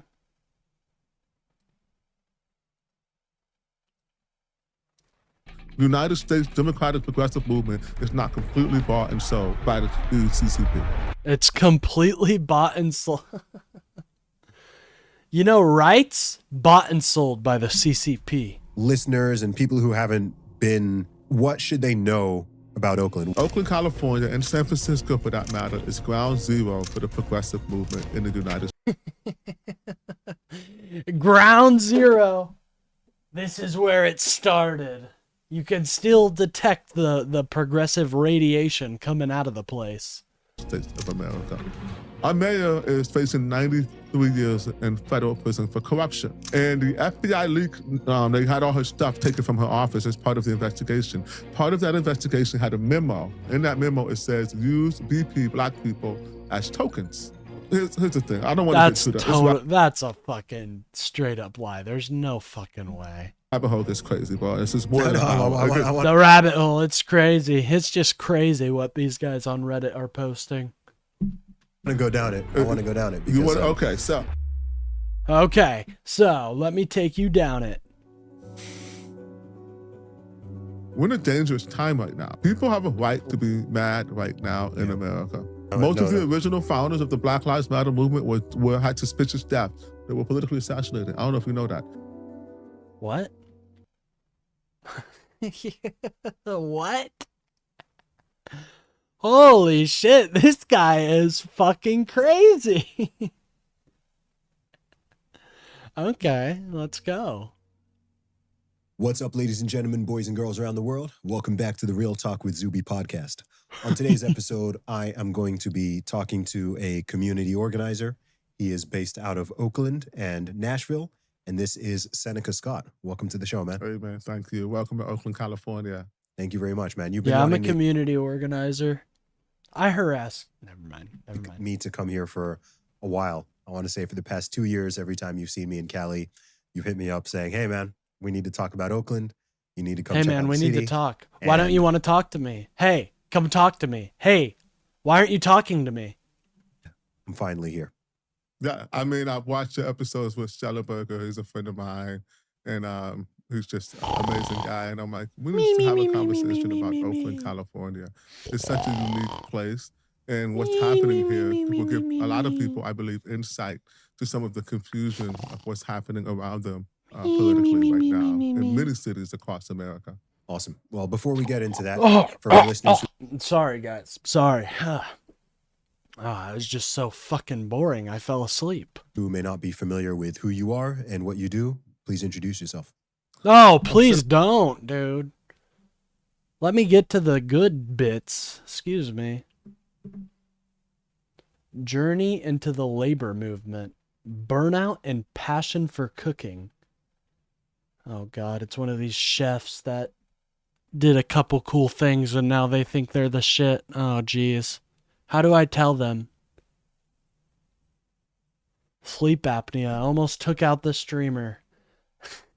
Luckily, if you were in the call, I think it was last night, in Loner's Discord, Barbius had fallen asleep. He Like has a a Scott, I'm similar from condition. Cleveland, Ohio. I had a normal, regular upbringing. The most fun fact of my family is that I'm a descendant of Coretta Scott King. We're not descendants. He's my grandfather's Dude, you really niece. are putting me to sleep, bro. Where's your conspiracies? Urban farming and community building, that's cool, like that. Political awareness and running for office, I don't think he's going to win. Progressive policies and their impact. Okay, here we go. In California and San Francisco, for that matter, is ground zero for the progressive movement in the United States of America. This is where they incubate the policies, the organizing tactics. This is where the leadership structure is. This is why Kamala came from here. This is why Open Societies and George Soros, mostly the nucleus is here. The Ties Foundation, again, nucleus is here. So his theory is that they're there because of some big political secret conspiracy. I think it's as simple as that's where all the progressive policies are, so progressives are probably going to be there. Now, I know, hard to believe that one. Put that in your pipe and smoke it, you know? That one's hard to wrap your head around, but I feel like that's probably the reason they're there, not because they're all part of some secret progressive cabal. And one name that you'll never probably hear if you're not talking to me or some other informed people. The Chinese Progressive Association. Oh my God, They're a bro. nonprofit headquartered in San Francisco on Geary Street. This one nonprofit. So when you're looking at funding to figure out, Dude, who's this funding guy this thing, what's fucking going on, harasses Chinese people on would the street. Guaranteed. the Ties Foundation give millions of dollars to Chinese Progressive Association to give it back to the Ties Foundation? Looks like money laundering. Yeah, it's money you laundering. can't What are they? That's the dumbest form of money laundering I've ever seen because you can see it, dumbass. It's the money. But more importantly, the Chinese Progressive Association fiscally sponsors over 50,000 nonprofits. Oh, wow. Whoa! Can you believe that? Let's see what this is. Chinese Progressive Association. Let's go down the rabbit hole, folks. Oh, God. Oh, God. Yep. Organization based in San Fran. Look at this. Yep. Here we go. Look. Oh, God. Oh, God. Look at this, guys. A site that hasn't been updated since October 23rd. Wow. This really looks like they're, let's see, media and resources. Let's get involved. What accents does this guest even have? I didn't want to make fun of it, but it sounds extremely stupid. Holy shit, dude. They do not seem like they're these big funders. Hold on. Like, what? Let's about. So they started in 1972. Organizes and empower low-income, working-class, immigrant Chinese community in San Fran. So this guy took a nonprofit for Chinese American immigrants who have escaped the brutal repressive regime of China and are saying, look, this is evidence that China is bad. Is in our politics, I should say. Not they are bad, but look, this is evidence. What a dumbass. Around the country. It took 5 seconds of research, by the way, to figure out what their goal was. There's a website, and I can send it to and you. I had We a don't have feeling those that's what it was. clean up here, not that kind of podcast. But I can send you the stuff afterward. You can direct people to where this research is done. And it's just rigorously academic standard. This isn't tinfoil hat stuff. This is No, EIN bro. numbers being tracked. Here, let with me see. Quantum data. Let me see. Quantum data? You just hear that? Hold on. Tinfoil hat stuff. This is EIN numbers being tracked with quantum data stuff. Quantum data stuff. You know. Quantum data stuff? You guys know what that is, right? Here, one sec. Let me show you guys what quantum quantum status stuff is. One sec, guys. Oh, by the way, guys, make sure to like and subscribe if you haven't already. It really helps the channel out, boost my viewership and all that. But let me show you what the quantum data stuff is he's talking about.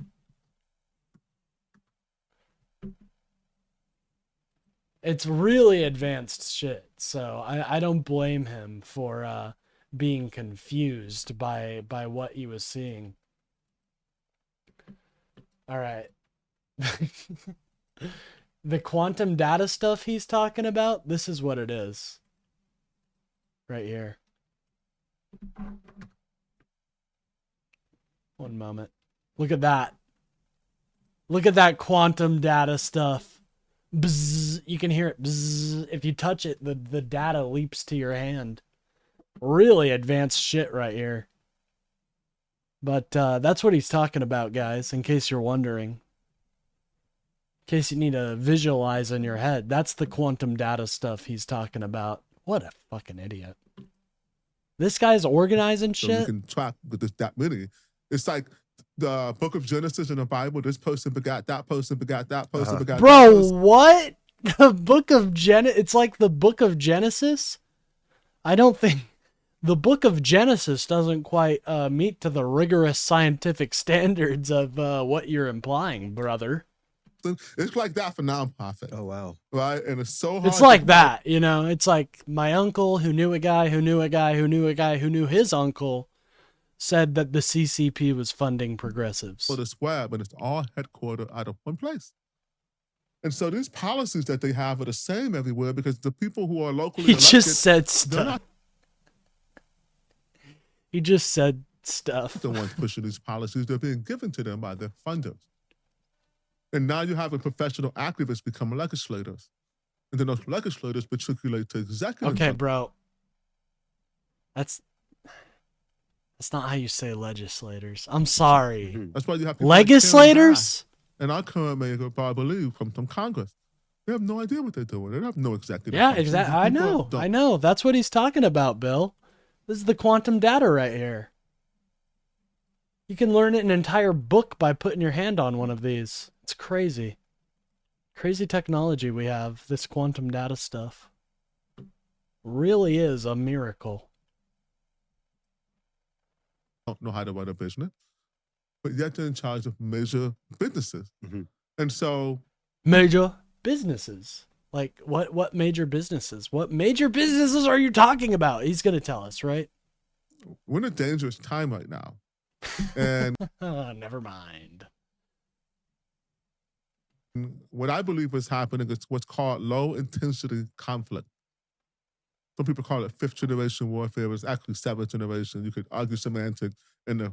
It's actually seventh gen. We're actually in the seventh spiritual battle. The Pharaoh from Yu-Gi-Oh is here. All you want, but without a doubt, we're in low. You can argue with. We're in the seventh battle. That's what I'm fucking thinking, right? You can argue with me all you want, motherfucker. We're in the seventh battle. I am actively wearing God's armor. Fucking weirdo. Which may have changed 24 hours or so. And what does that mean? I mean, I think it So means low what it says on the tin. Is a But form explain of war that's not kinetic. Okay, was not violent. And so, Bro, this motherfucker definitely believes in what is it? He's familiar with Bibliotheca Pleiades. That's all I'm gonna say. Him and the Anunnaki, you know what I mean? This guy's about to start spit. There's a different level of war. The war of the mind. there's controversy in America around the Obama administration loosening laws where they were allowed to use certain propaganda tactics on American citizens. Yeah. Bro, what are you talking about? Oh my God. That we used to use abroad. So those tactics, those things are low intensity conflict. It's When like, Green- this has always been going on, you dumbass. Like, what? Yeah, the government has never tried to use propaganda against its own citizens. Are you stupid? Green Berets parachute into an area, and they pick the winners and losers by virtue of who they give aid to. Or they may even engage in some asymmetrical practices like poisoning water sources for people over here. Some very dirty, illegal things. This is why so many of our special ops community eats bullets every day. God bless them. Bro, what? God bless the people. Dude, if you actually think that, then you are not saying God bless them. You're saying, fuck these losers. They're participating in this poisoning. Dude, this guy's an idiot. And I don't think, he thinks he's the smartest man in the world. They're very guilty about the things that they've done there. I work with a lot of them doing medicine work and recovery. You don't want to hear about the things that they've done there for country. Yeah. Right? And so this type, but that's... What? Why don't you tell us about them, man? You seem pretty well interested in them. A little more aggressive. But the low intensity conflict is no violence. Is I'm going to take over your school board. That's what it is? That's what we do? That's what our special ops are doing? They're taking over the school board. No!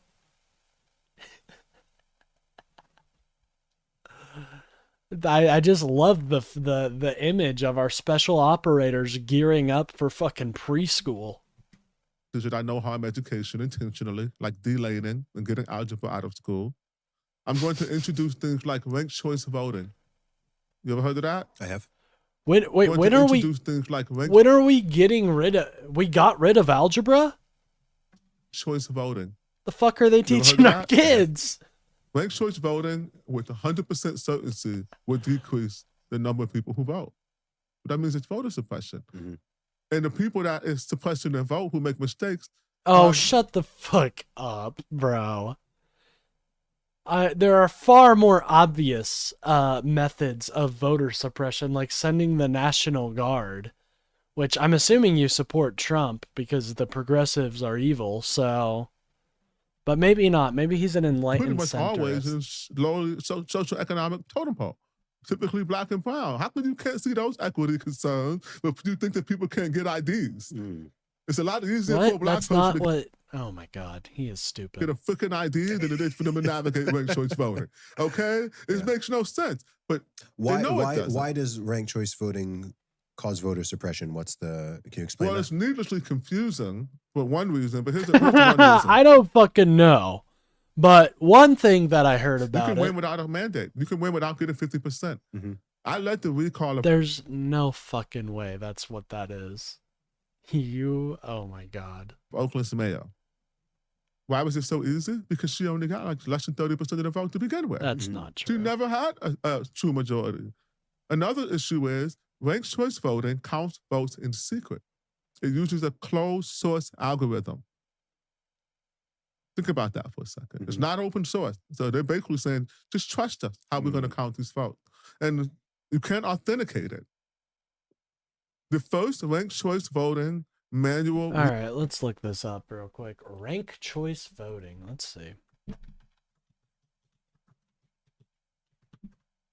Oh, well, they have an open calculator, so seems like it's not as closed-sourced as he feared. Candidates. Ranked choice voting is an electoral system in which voters rank candidates in order of preference on their ballot. Oh! Okay.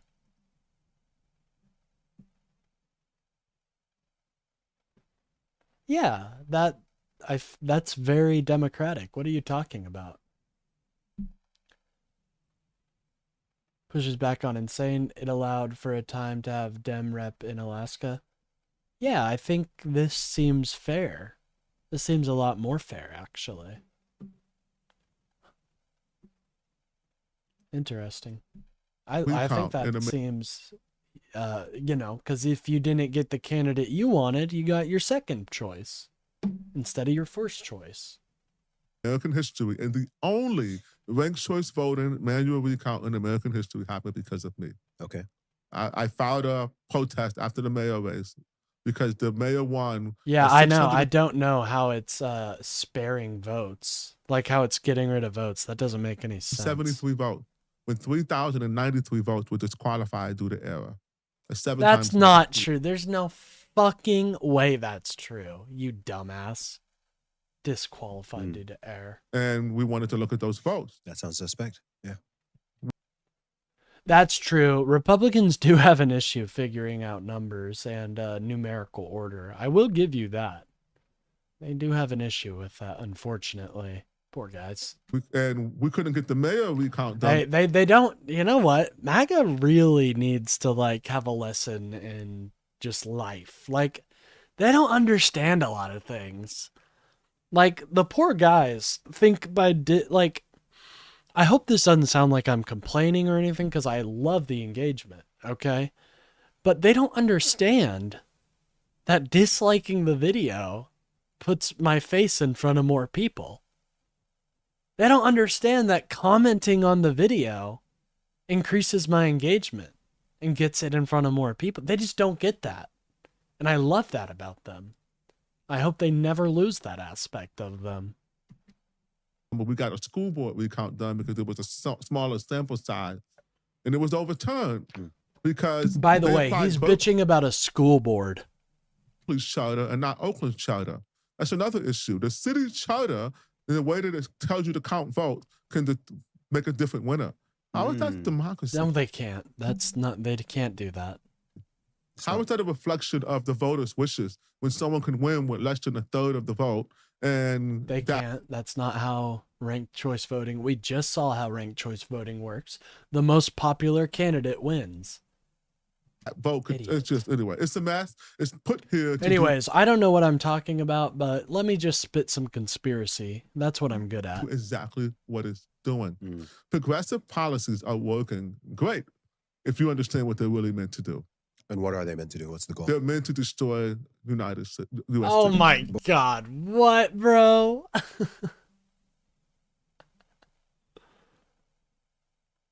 Yeah, NYC mayoral elections are done with ranked choice voting. But why would people want that? I'm trying to we understand don't this. want that. Yeah. Why do they want that? Yeah, why do What progressive policies are destroying America? Okay, here we go. He talks about harm reduction. That's something I'm very big on. So let's find out. Weaponized fentanyl. The fentanyl is subsidized. Drugs used to make people a bunch of money. Anybody making money off fentanyl? You notice that? Yeah. We can track fentanyl. Did you notice that the time that we pulled out of Afghanistan was right when we saw the rise of synthetic opiates? I didn't track it closely. Take a look at that. Take a look at that. Take a look at it. I don't know if he has some lisp or something, but so do I. So does that give me the ability to make fun of it? Probably not. Probably not.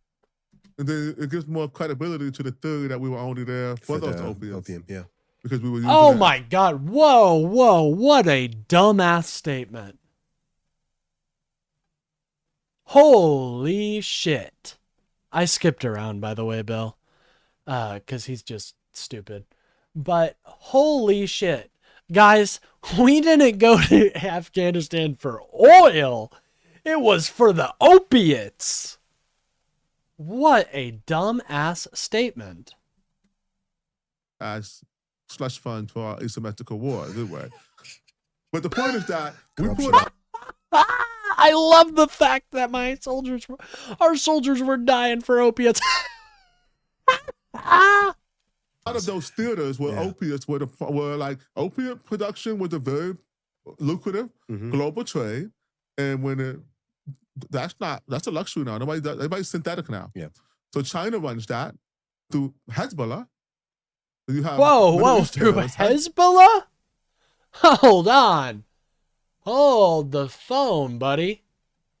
You took a couple steps there. I don't think that's how they get it into the U.S., actually. You took a couple steps in the wrong direction. They're working with South American, Central American drug cartels. There we go. That one's a lot. That one is the main source. I don't think they're fucking Hezbollah. What? Now the Mexicans don't even do the hand-to-hand anymore. They found that out, the Honduras and Venezuelans. And then they do the street stuff. So the black people in the Man, hood this have guy's a been psyop. This guy is such a psyop for sure. completely cut out of the illicit drug trade. So we don't get that money in these black communities. And I'm not saying it's a good thing to have, but there still was money in the communities from these drug trades. In the 1980s, doing crack, you saw like millionaires, teenage millionaires. You see any teenage millionaires on fentanyl?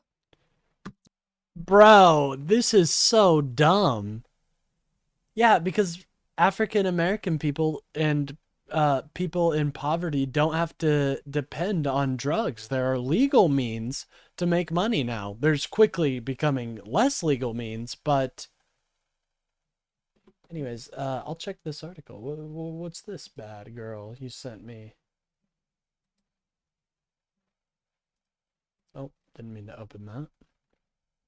Go to site. Let's see what Bill sent us here. States military casualties in the war in Afghanistan. Yeah, those were all they all died because of fentanyl, didn't you know? It was all fentanyl. Or not fentanyl, it was all because of opiates. Yeah. Smart guy. Fentanyl in the 90s, just ask any doctor. Look at 2017. Oh. 17, one moment. 12. We saw 12 deaths.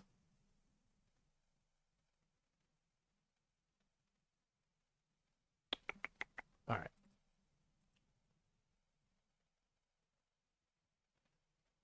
I think we were there for fucking oil, you know? Sure, there might be opioid fields there that we might have taken some benefit of, but to say it was all just for the opioids is and the poppies is a little much. I mean, no, I'm not sure I want to. Our soldiers died for oil, motherfucker, not painkillers. But I don't want to. Yeah. I think it's terrible what was happening. The point is that the drugs are not what you think anymore. I get you. Yeah. The purpose of them and being sedated. Oh yeah, my bad. Well, I personally don't think we should have pulled out of Afghanistan. I think we should have spent more time strengthening the government. Because if we're going to commit to nation building, we need to commit. And I thought it was an honorable idea. And it seemed like something the Afghan people wanted. It's not our fault they folded in under fucking how many hours it took, you know? But, well, it kind of is. We should have built them up more. And granted, if you're not familiar with the Opium Wars, we did this to China. Yeah. So it's not like we're innocent. Bro, we did not do the Opium Wars to China. What? The point is that the fentanyl plays with the harm reduction. So the harm reduction nonprofit ecosystem. Explain that to my listeners, because a lot of people won't know what harm reduction means. Harm reduction is the theory that you should give people in order to so the legitimate harm reduction theory, which I actually agree with, is that if you're a person who's addicted to... So the actual argument I'll say now, and I agree with him. What the fuck is he on? I have no idea, I'll be honest. Drug. In order for me to get you and move into rehab... Sounds like he's got a fat Zin stuck in his I need to engage with you an average of 7 times. And the easiest way for me to holistically engage with you is to meet you and give you a needle so you're not sharing needles, so you're not spreading infectious diseases. Or maybe give you a crack pipe so you're not sharing crack pipes and getting infectious diseases. And the way it's supposed to work is... That's not harm reduction, you idiot. Harm reduction is when you reach out to communities and you offer them different so there's multiple aspects of harm reduction. That, what he's saying, is one aspect of harm reduction, right? There's a bunch of different aspects. Another aspect is reaching out to communities, reaching out to troubled teens and giving them an alternative to doing drugs. So whether that be a sports league, a youth sports league, whether that be just different programs that can bring people, maybe a work program, stuff like that, so that the people in these communities have something else to do than just drugs, and they can have meaningful relationships and meaningful jobs, so that way they don't feel like the only option to do is drugs. That's what one of the aspects, but there's other aspects too. Here, I'm not gonna say your name because you're not a crackhead or a heroin addict. Here, person over here is some needles so you clean. But we really want you to go to rehab, and we can take you right now to rehab if you want to go. Would you like to go to rehab or at least talk to someone about getting sober?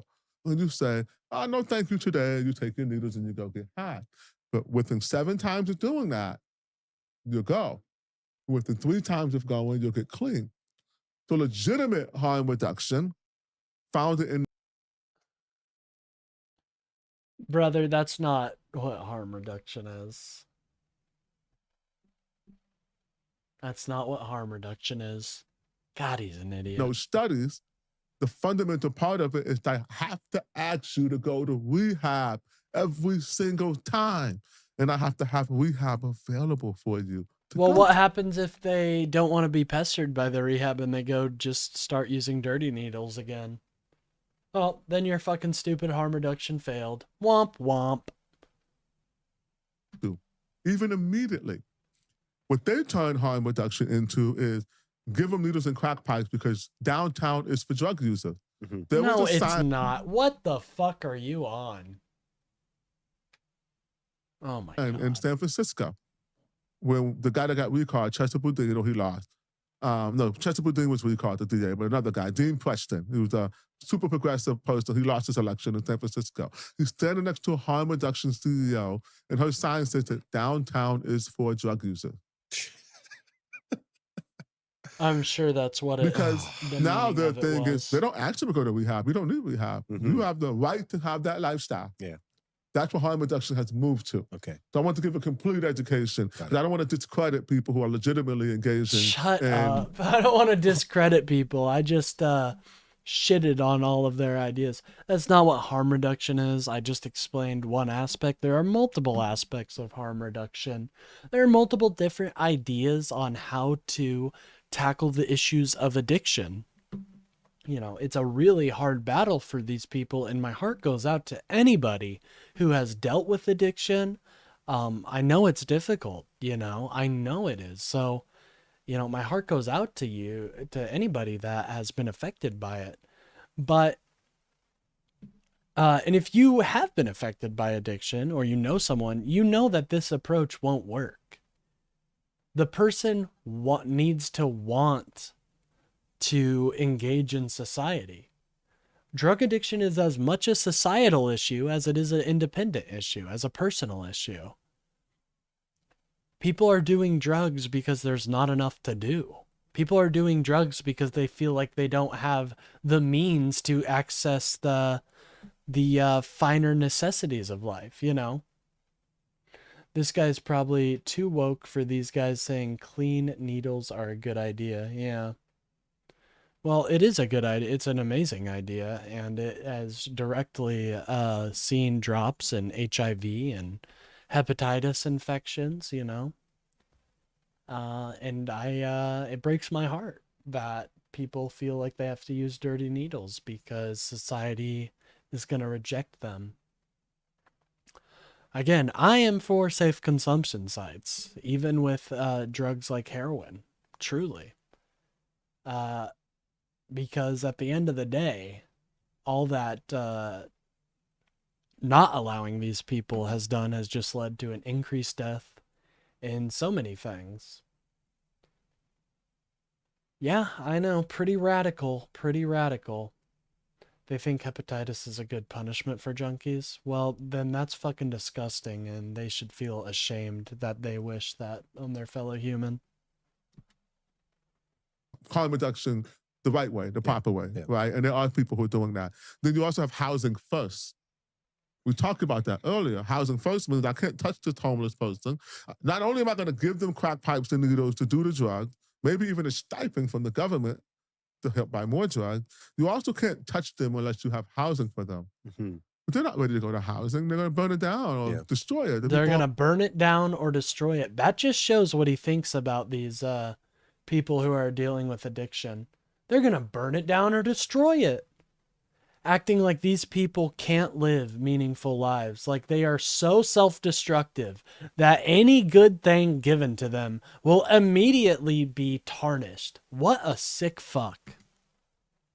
On drugs. They're not ready to even move in there. And so they're not doing that because they really care about these people. They wanted to destabilize everything. So then you have the illegal dumping crisis. Dude, what are you talking about? You don't even make sense right now. Wouldn't it make sense for less people to be on the streets? Like what? Which we have in Oakland right now. I don't know if you guys saw that. I've seen that in your videos. Well, Walking around the city. here there's a lot on 98th Street. That's crazy. Within like 2 miles, not even within a mile from here, I can show you some sites. And he sees those people. He sees those people and he's like, fuck them. Fuck them. They need to get clean before I care about them. Before I even give a fuck them. Before I even give a fuck, they're supposed to get clean. But that's intentional. We have on our website, so the encampment are tracked. There's a thing called the encampment management policy in Oakland to help manage these encampments and have porta potties and trash cleanup for them because they don't have trash, they're outside, they're poor. And on the website, there's a list of all the places and a schedule of the encampment cleanup. Wow. Go to those places, that's where the illegal dumping is. You just turn open and poor neighborhoods into an open air picking pool. Yeah. Bro, what are you talking about? Do you want trash to pile up, sir? Jesus fucking Christ, what an idiot. What do you want us to... Oh, wow. And you have, people dumping conservatively 200 tons of illegal trash in our streets every single day. Every day. That's not true at all, I guarantee you. They're not dumping trash into this... You are so stupid. 200 tons. So 200 diluted. tons per day. Stop lying. Jeez. And how long has that been going on for? This level, about a year. Yeah. It's got encouraged. This level, about a year. You literally can't go into Oakland anymore. It's just a giant dump field. Believe it or not, guys. You guys know the land of lost toys? It's kind of like that, That's why he has the sex. Never mind. Last year or so. Been kind of steady, like it was maybe like a fourth of that before. It was still crazy, but it wasn't like, at this point, it's like, there was this place where I think a nonprofit, Urban Compassion Project, cleared, I believe, 200 tons of trash in one day. You can look at my stuff, I have it there. It's back already. Yeah. That was last week. It's back already. It's back. What are you talking about? Cleaned it up and it's already back. It's crazy. Like, you can't, it never caught a single person. There's cameras all around. Yeah. Come on, man. Come on. We have 500. Come on, man. Don't you see? It all makes sense. It's all connected. All right. I think that's enough for Conspiracy Land. I actually want to listen to this guy some more, so we'll probably start tomorrow's episode off with him. He seems like a fun guy. Look at fucking Nick in the corner. Poor guy. He is going through it. Anyways, guys, I think I'm going to end the stream there. Let me check if anybody's live to raid real quick. Let me check. It was a good episode, though. I had a fun time with you guys today. Let me see what we got going on here. Plasma balls. Let me go to YouTube and see who is live right now. I'm willing to bet someone cool is live. Anyone? Hutch is live. Hutch is live. Go fucking say hi to Hutch. Okay, guys, go say hi to Hutch. Let me send the link in the stream. And tell him TGDE sent you. That guy doesn't exist. But thank you guys so much for watching. You guys are the reason I come on here every day. You make it run. You make it run. But thank you guys. I'll be posting some shorts after this, after I shower up and stuff. So look forward to that. And then tomorrow I should be off, so it should be a bit of a longer stream. Anyways, guys, that's going to be it for today. I hope you guys have an amazing day. You deserve it. And I will see you in the future. Peace out. Maybe. Hold on.